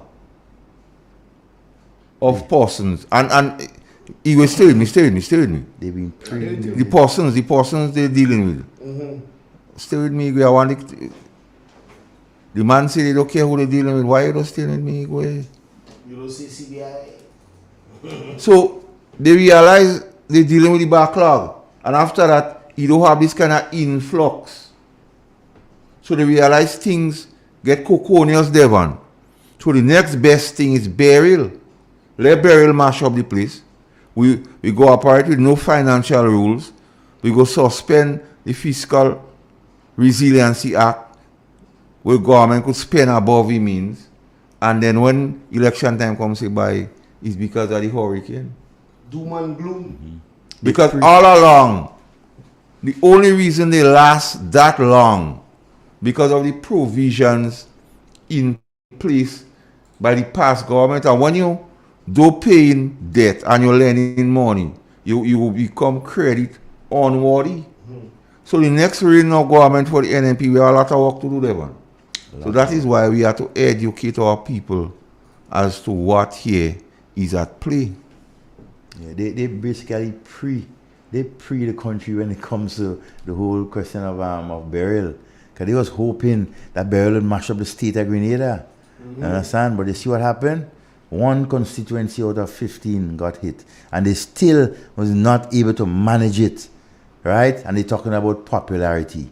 You know, a very disgusting thing I heard from the minister from Carriacou and PD Martinique Affairs when he was, you know, talking at a press conference, talking about the hurricane. And he made mention to Beryl. Thank God that we only have Beryl and not Isaac. No. For those of you who are paying attention and listening, right, would have picked it up.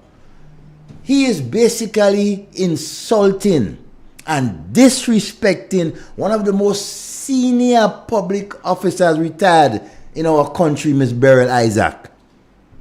Mr. Tevin Andrew, I can't call you Honorable Tevin Andrew. You're disrespectful, you're rude, you're full of garbage. Right? You have no respect. You have no respect for your elders, for persons who chant the way, right, in our public service to make things good, and so for those of you to come and you turn around and disrespecting a senior retired public officer who served under all governments, right? Since independence and even before independence. How disrespectful are you, sir? Right? You don't deserve no accolades at all. Right? But people should meet you and boo you. You are disgrace to the people of Carriacou and PT Martinique. So when you continue to disrespect your elders like that, shame on you. Doom and gloom. Shame on you. No wonder why when things happening. Well, people. And so, I mean, come on. People don't have to meet him and boo him again. Boo already. Yeah. Boo you. Tell him go in the sea. You understand? Go on.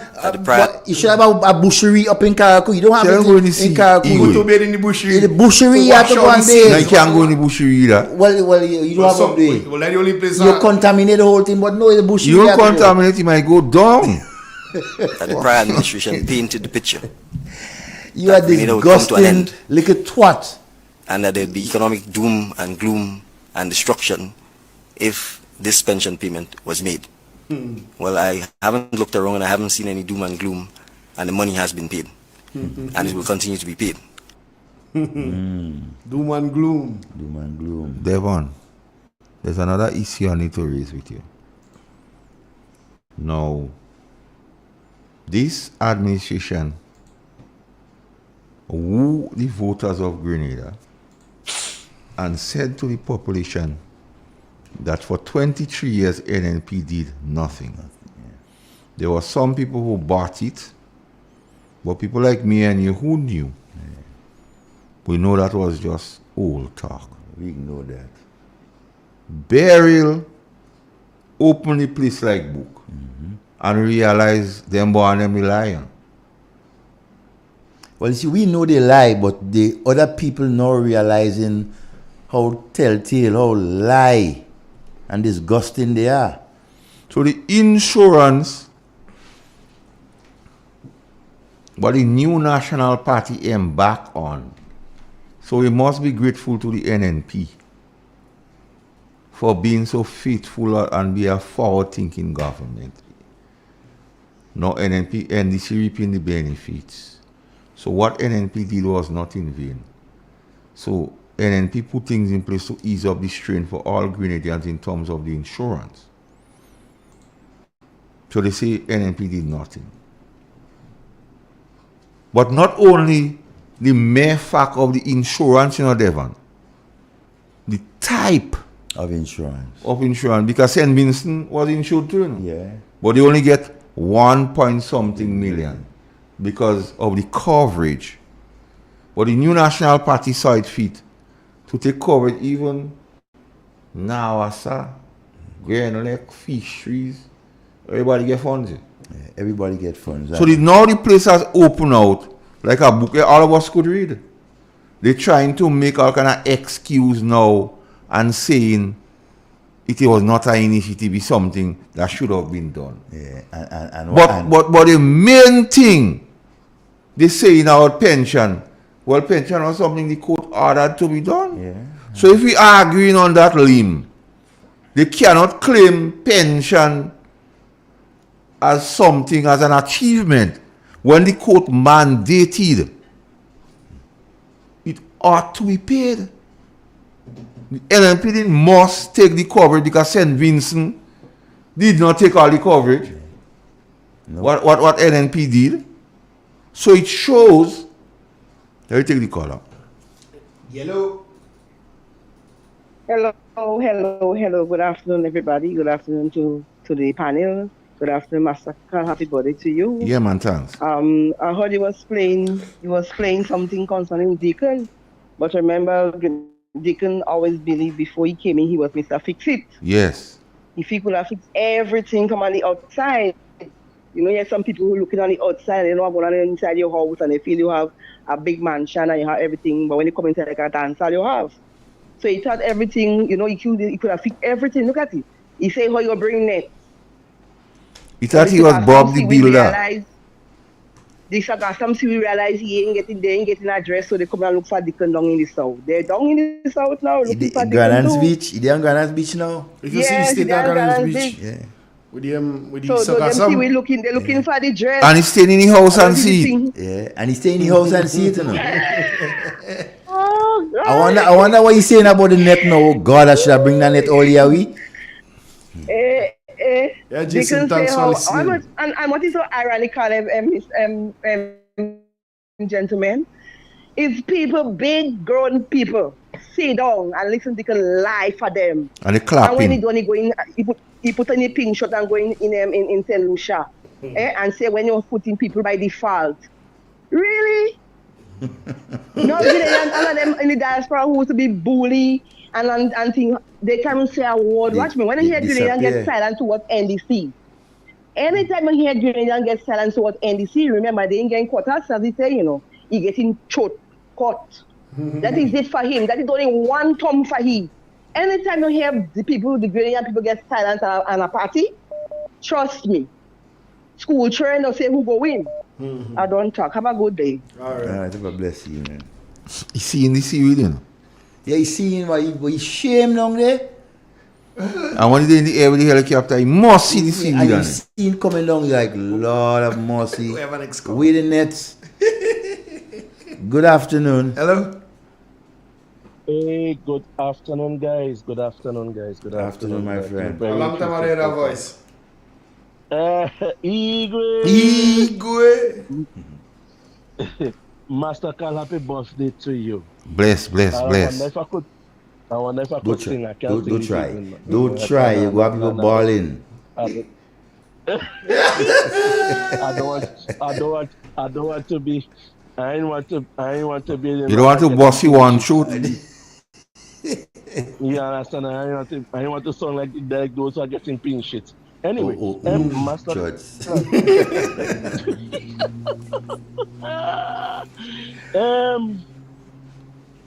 Concerning the buildings and the Chinese buildings, what was built? I just seen. Let me just clarify. Do you know the roof? How the roof was structured on this building? Tell us. Did anyone earlier? Don't you know the roof? It is concrete. Concrete on top of concrete. So concrete and then they put galvanized. And then they put galvanized there to decorate it. And then in the edge of the concrete, in the edge of the concrete, the Chinese put tar to seal the corners on them. So the place open like book then. So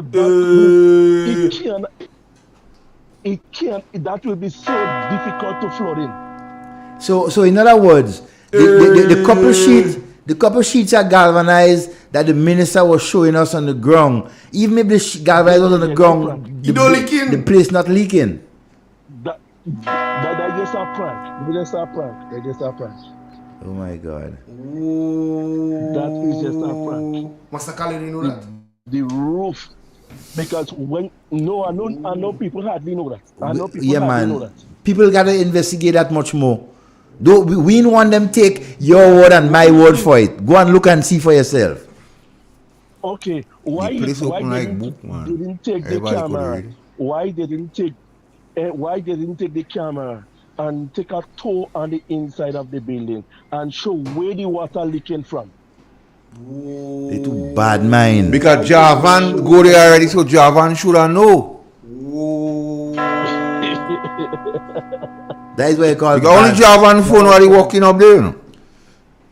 No, and that's a fact check, and that's a fact check.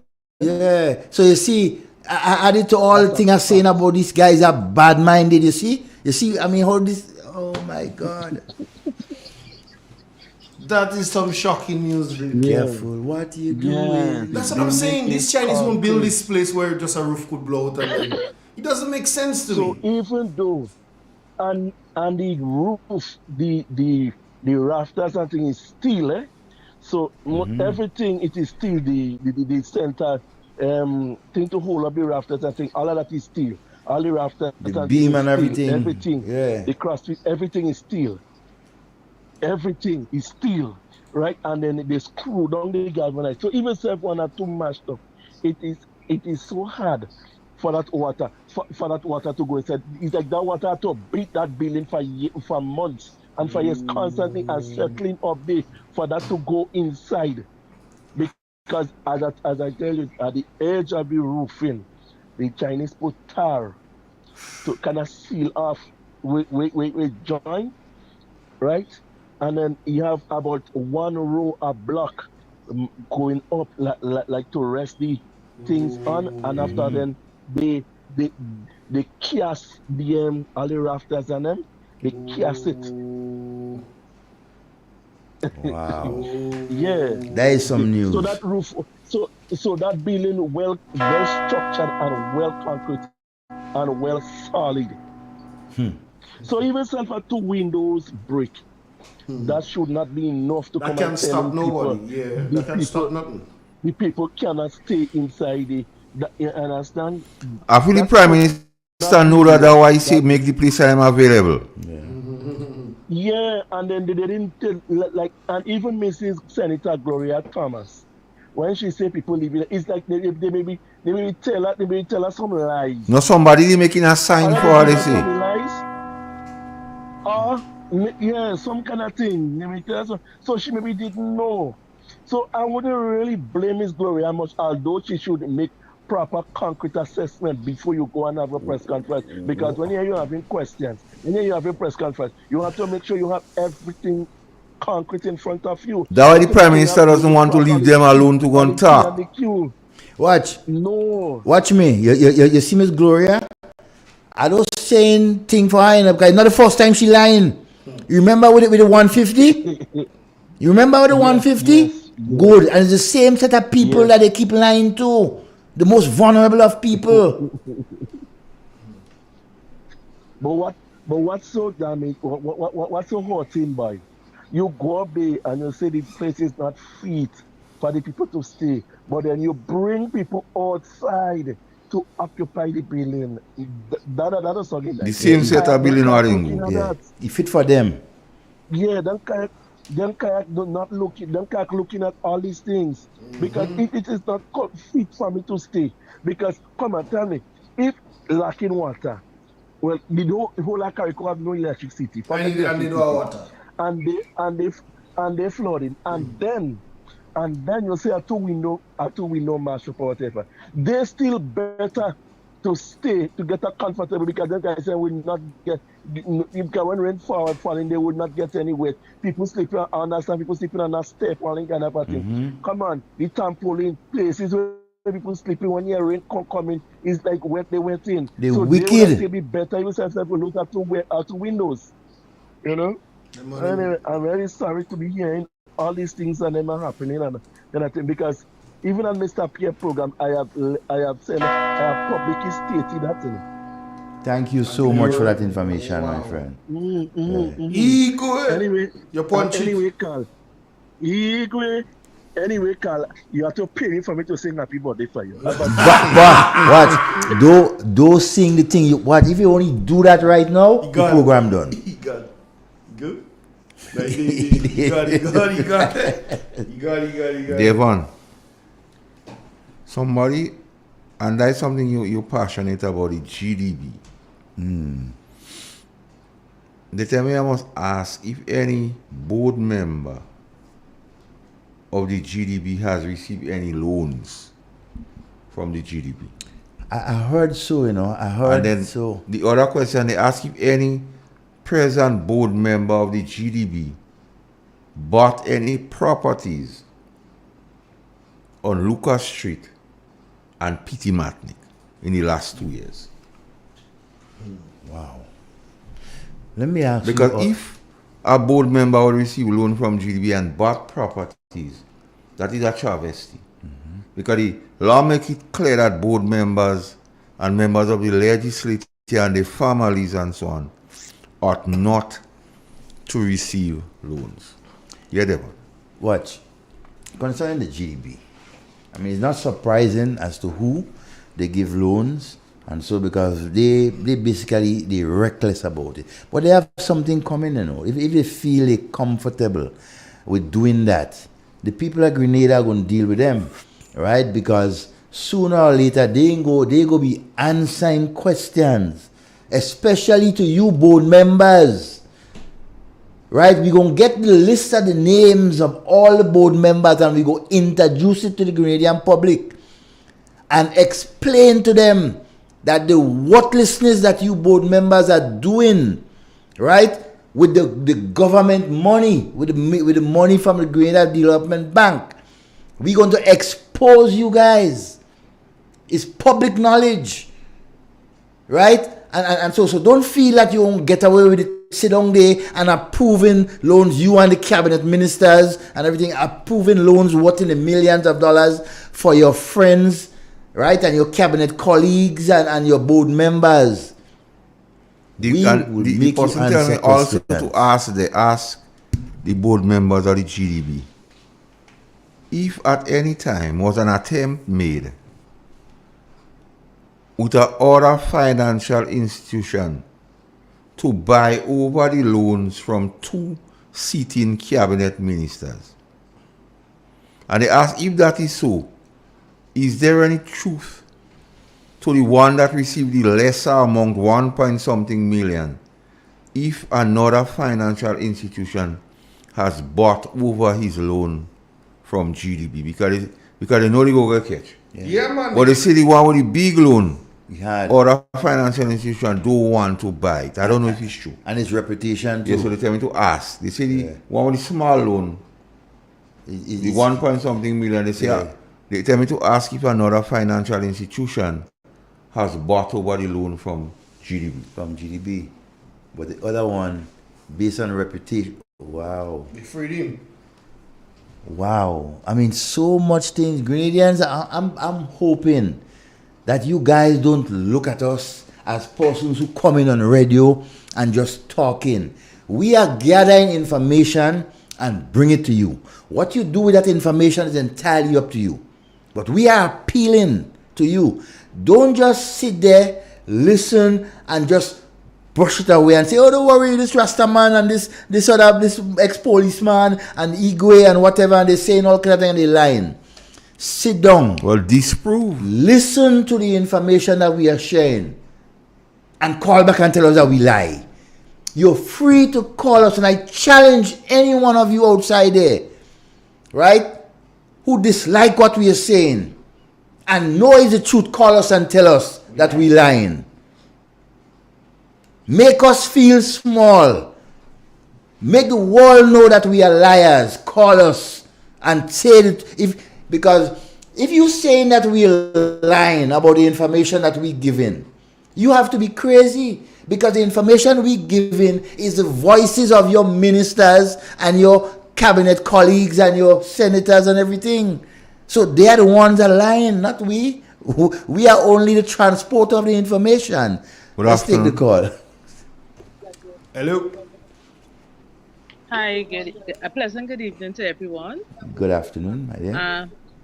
Yes, I would like to say happy birthday to you, Master Carl. Hey! And Master Carl, let me try to say happy birthday to you. Happy birthday to you. Happy birthday, Jekka. Yes, sir. Happy birthday to you. The man crying there, you know. The man crying, you know. Good Lord bless you. May the good Lord bless you. May the good Lord bless and keep you. Happy birthday to you. Master Carl, we love you and asking God to give you long life, health, and strength because we need you, not only on air, but in government. Good afternoon, guys, and keep up the good work. Thanks, Keep up sir. the good job. All right, bye-bye. Bye. Ooh, you bring tears to the man's eyes, baby. Cannot tell me that you care about the persons who you work with if you put them in a position where they are unable to get a mortgage, they are unable to buy a car, because you are giving them deliberately 6-month and 12-month contracts because you do not wish to pay them any benefits, because you do not wish to pay them any pensions. That is poverty. That is confining you to a life of poverty. Second, a state will degenerate and will become a failed state if the government is unable to deliver the services that it is expected to deliver to its citizens. And therefore, you must have a public service that is motivated, trained, and resourced to do its job as a public service. If you systematically go about destroying the public service, you are systematically going about destroying your nation. That's the reality. So what? There cannot be two public services operating. One on quote-unquote contract and another public service. There could only be one public service. And I think in my response you will get what my answer is. That is something that will end once the National Democratic Congress forms the next government. So Devon, they mash up the police force already. Let's take the call. Hello. Good afternoon, Master Carl. Happy birthday to you. Yes, yes. Devon and Igwe, good afternoon. Good afternoon. Master Carl, today is your day. A happy birthday to you, a happy birthday to you. Every day of the year, may you feel Jesus near. A happy birthday to you, a happy birthday to you. May God bless you the whole year through. Happy birthday, Master Carl. Bless. Happy birthday, Master Carl. All We right, need thank you you. now and for the rest of the year and the years to come. Okay, man, thanks. Devon, after they mash up the RGPF, the assault now is on the prison. Yes, I want to Yeah, I take it. Hello. Hello? Hello. Master Carl. Hey. Hello. Hey, happy birthday to you. Wago? What I'm trying to say, Friday I was on a bus going down and I hear a man telling GT how we have a radio station of certain time. And the people who are still lying on the government, they are making people believe the government are doing anything. And how they lying, they telling lies on the government. So afterwards, a man called and he said to JT, if the radio station and the people on the radio station saying so much wrong thing on the government, let they sue the people and them and let they close down the radio station. You understand? So I tell you, man, I say, but the people and them really have the belly Yeah, man. to see the people talking the truth, telling the truth to the people. And this nigga man coming and saying that, are you lying? And so the other man say, well, if I don't telling the lies, come out and say the truth, tell the people the truth. So if I don't say so, if anything are you telling lies, let them sue you and sue the radio station and let the radio station close down. All right. Have a good day. All right. Well, if it's not true, just sue. Just sue. If you don't fit, acquit. Yeah. So after they mash up the RGPF, they start on the prison now. You know. But here's the story. The commissioner acting of prisons have about 400 and something days leave. So they approach him to mischief him. So the information suggests, Devon, that he has two options. Either he agree to retire, and if he does agree, they go retire him as the commissioner of prisons. But if he don't agree to retire, they go revert him to the rank of a superintendent. They threatening the man livelihood right there. And they say, yeah, another police officer, some airs ran. They say he next. And he talk, you hear the clip he talk about the public service? So there's a serious assault on the public service. Devon, spice mass. Yeah. But before you move off from the prison, there we go. I have a receipt where Chatters on the Street told me that they are eyeing a particular officer within the prison, right? I think he has a rank of corporal, to move him a big jump, from corporal way up to commissioner of prisons. What? And I have receipt for that. You understand? So let's not be surprised when we hear who might be the next person taking over. The person retired already, they just work in reception in the prisons. We are the receipts. I just, like how the lady say, I want them to say we lie. It's not true, and then I go boss the receipts, all the receipts here. Challenge us. Photo, all kind of thing. Challenge I had the letter, even the letter was given to the person to get the work. I had all that. I just don't say nothing. I just leave it on the precipice. We didn't say anything. Let it push it down for yourself. Yeah, we didn't say anything and do a backup. We didn't give people pink sheet and take it back. We also know about the man's son. Yes. The man's son could be in the same institution or be in the penitentiary. We know all that. But we do, like we say, we doesn't go after personalities here. We don't have time for that. Yeah, we deal with issues. So we have receipts on file. So if they say the thing, if it's not true, just sue. Yeah, but we must talk about spice mass. Yeah. And what they're doing to the vendors on the carriage. You realize they say, because of the lights, it is reasonable to believe that no parade will be held on the carriage. After they promise the vendors something will come their way. Yeah. Spice mass. But they're also trying to, I listened to a bit of Mr. Noel and so on. They trying, but I can only say trying. You understand? Because they're making a mess of the whole thing. First of all, the area in which the whole spice mass should be operating on the carnage, the best venue for it, they spoil it. Basically, right? To hinder motorable trucks and so, right? They can't pass. So, and that's where the vendors in particular will suffer. Because they are telling vendors, okay, you can vend on the carnage if you want to know. You can only pay $250, but don't expect anything great passing your way. Right? But then they asking other vendors now by the wrongs about, and so by Regal go down, and so to pay $800 and $750 and that sort of thing, because they right in the meat of the thing. I mean, it's... So how much the person in the yellow and red shop go pay? The fees go be low too? Well, it depends. You may not have to pay... Chatters on the streets say... nothing at all. DJ Grease Hand.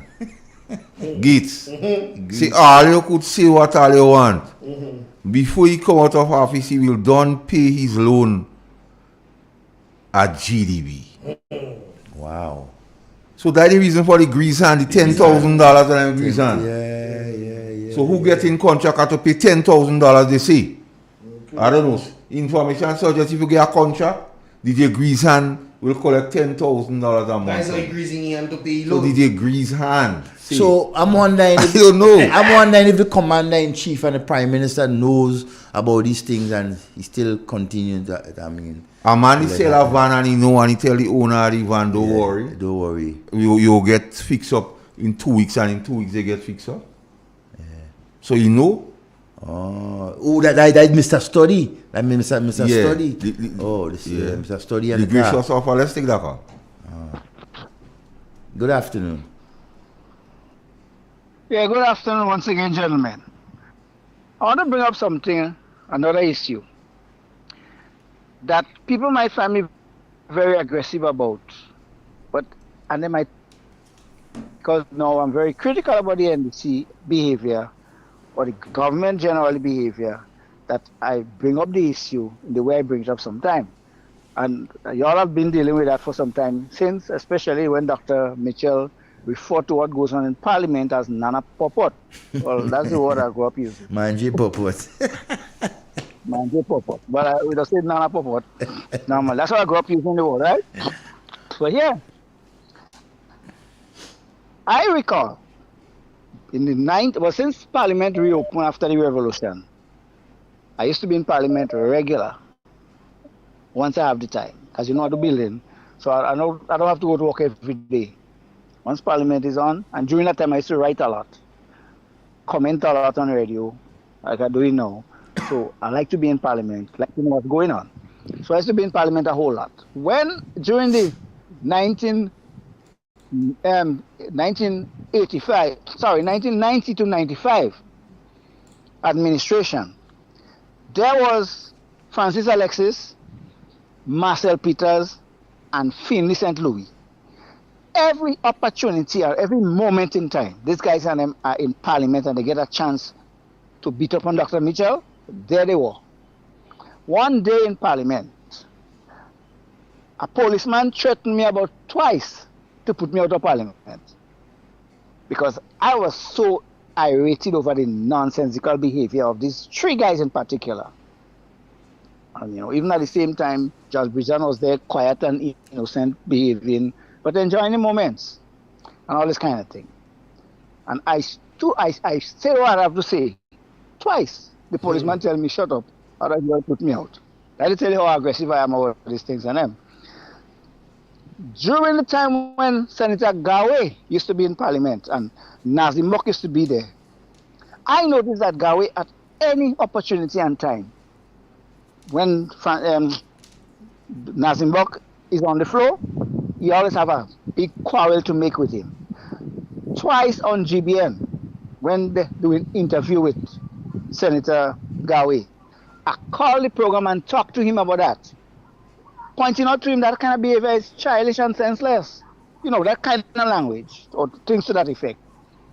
And apparently he had listened to me because I noticed after a time he had stopped that attitude. So when these guys and them are behaving like little children in Parliament nowadays, and I'm critical about it, it's not something new. And when they are doing what they're doing in Parliament, the way they're doing it, and expect people outside of Parliament to cooperate with them, it's a whole set of contradiction you're seeing.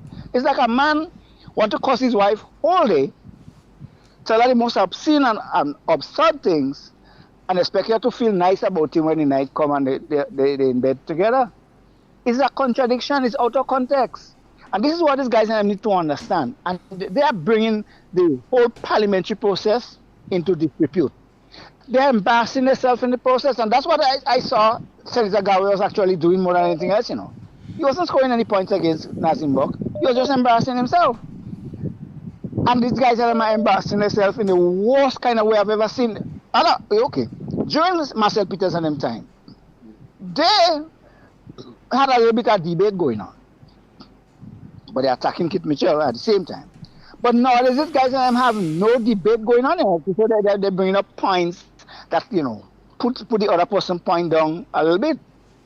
All they're doing is making themselves look like fools. Honest to them, the immaturity that is displayed in Parliament nowadays creates an embarrassing situation for young people to follow. Pure and simple. Take care, gentlemen. All right, my friend. So tell... And they can expect cooperation that way. All right, scholar. All right, one love. So tell DJ Greasehan for me, Igwe. You have something they call forensic investigation. So you go pay, but we go know. I believe I have a next singer here. You can pay against him. Let me hear. Hello? I have a next singer here.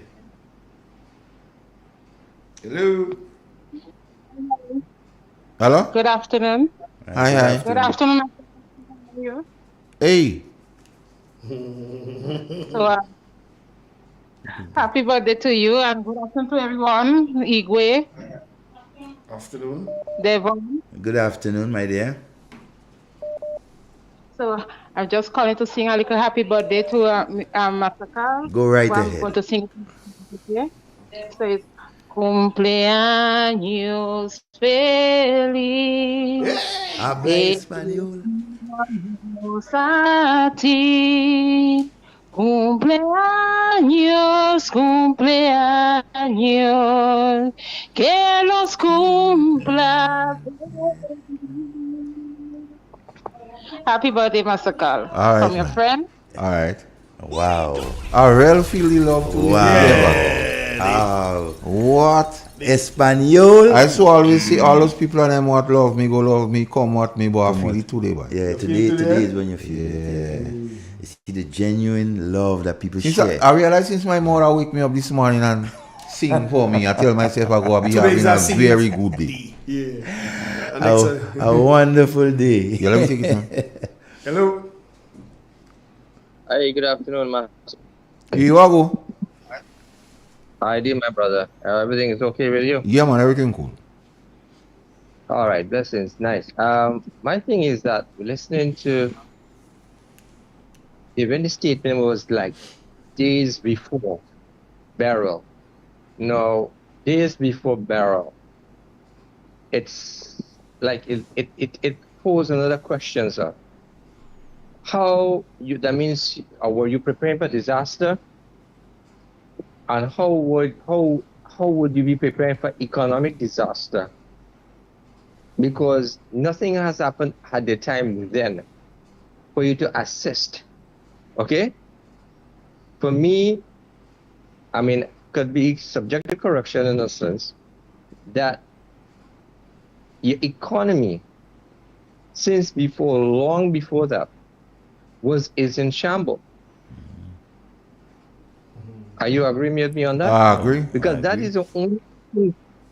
Yeah, this is the only thing, so could lead you to make that, because there's no way possible. We talking governance. You're not in a shop here. Okay, an ordinary business. Yeah. So I think that statement is questioned. You know. Next They thing, knew and the grants, the amount of grants they expect to get, they only get 1/3. No, but because this is we talking about a nation's finance. Yes. Now I am nowhere near to the. I'm nowhere qualified to be auditor, anything of that nature. But my 2 cents, this thing is, I mean, that statement, it's really questionable. It is. That means something was wrong long before. They was planning. No, you have just jumped. Well, yeah, no, we have jumped on the barrel of on barrel's bandwagon because you got something to jump on to make that step. Yeah, but the economy was in shambles, and now we could clearly even see it more openly. We could clearly see it more openly what is going on. I mean, it is, you know, it's not acceptable. This statement is not, for me, it's hard to accept that. Something was ahead, because for you to make that statement, you have to plan. Before you plan to say what you're seeing, I think maybe a whole week or two, you have to know what your figures look like. You're going into certain institutions. Yeah, you have to evaluate yourself before you make those statements at your international institutions, because these things are big. Yeah. Yeah. So I don't know how this came about. Yeah.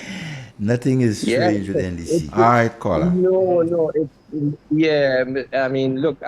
Being honest with you, we have to be honest to people.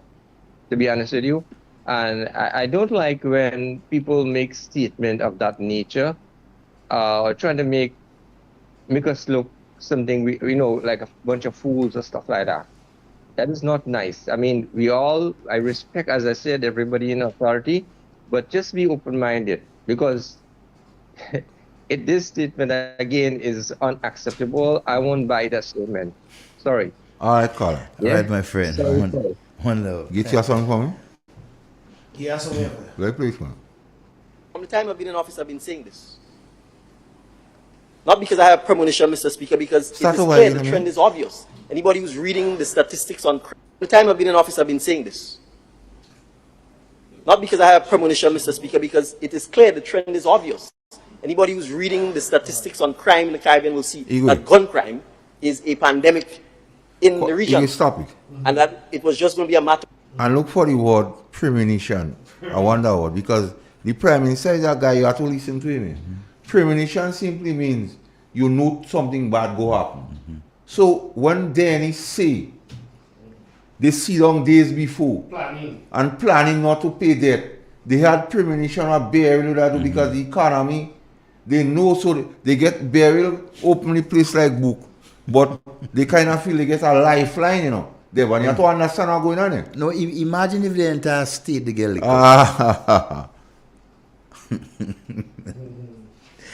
Oh my God. Look, Grenadians, we had hurricane burial a couple of days ago, or 2 weeks ago. So the man had premonition that burial go do something. So they say, let me think of do paying debt and all them kind of thing and then make it. So we have Hurricane NDC to deal with right now. Somebody say to tell DJ Greasehan, you have something called forensic audit. Yeah, this thing don't, you can't get away from this thing, you know. And somebody say, Master Carl, I want you to tell DJ Greasehan to stop call the contractor every day. I don't know who contracted DJ Greasehan call it. I don't know if it's the one on the car, I don't know if the one in True Blue. I don't know if the one in Moline. I don't know which contractor DJ Greasehan call it. The one in Sotes up here. Yeah, or the ones he about to organize in Carriacou. So we make no DJ Greasehan, he wouldn't pass in my yard. You know not say my mouth bad DJ Greasehan. DJ Greasehan confess. He confessed in front of. He confessed he's a guy on appeal for. Yeah, and Bonks check. He just take what is not his. Take what is not his. He say that in front of the congregation. Yeah. He say that. You understand? And he's still saying that lie. And Pastor Simon, they had the tape, you know. Stanford Simon? They have the tape. Good afternoon, Pastor Stanford. Yes, they have the tape. Talk to DJ Greasehan for me. Yeah, talk to him. You better talk to him. Or maybe that the contractor he person because Pastor is a... Is that contractor too? Pastor no. One call construction. Yes. One stop. I know that for a fact. One stop construction. So must be his pastor. So who DJ Greasehan calling? Well, I know who he's calling. I hope it's not the pastor. I hope it's not the pastor, you know, because he go back fire. I will know my brethren DJ Greasehan calling, so. Yeah, don't involve the pastor in that stupidness on the DJ Greasehan. They want me have 5 minutes. You okay? Well, brothers and sisters, as we approach the end of this program, I want to rehash part of the things I said in the beginning. My disgust with this present administration when it comes to housing. You guys are disgusting. You have no empathy for the people of Grenada. You love not the people of Carriacou and Petit Martinique when you continue to do and treat them like that. I want to appeal to all the volunteers who are now housed in the housing unit in Carriacou to vacate it and give it to your Carriacou brothers and sisters.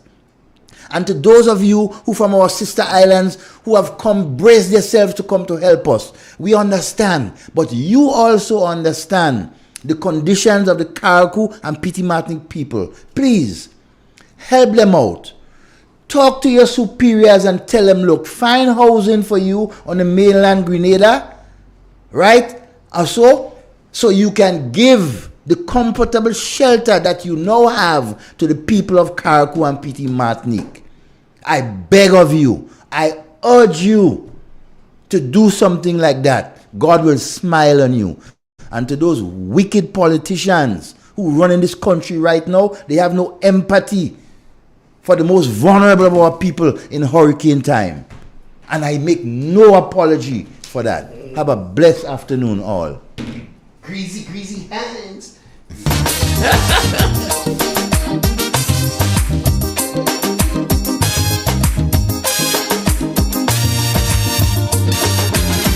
Tell me candid, they too wicked, far too crooked.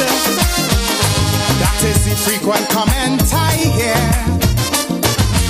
Too one-sided, underhanded, can't be trusted. This is the opinion, ear to ear. For their own abuses, they keep making excuses.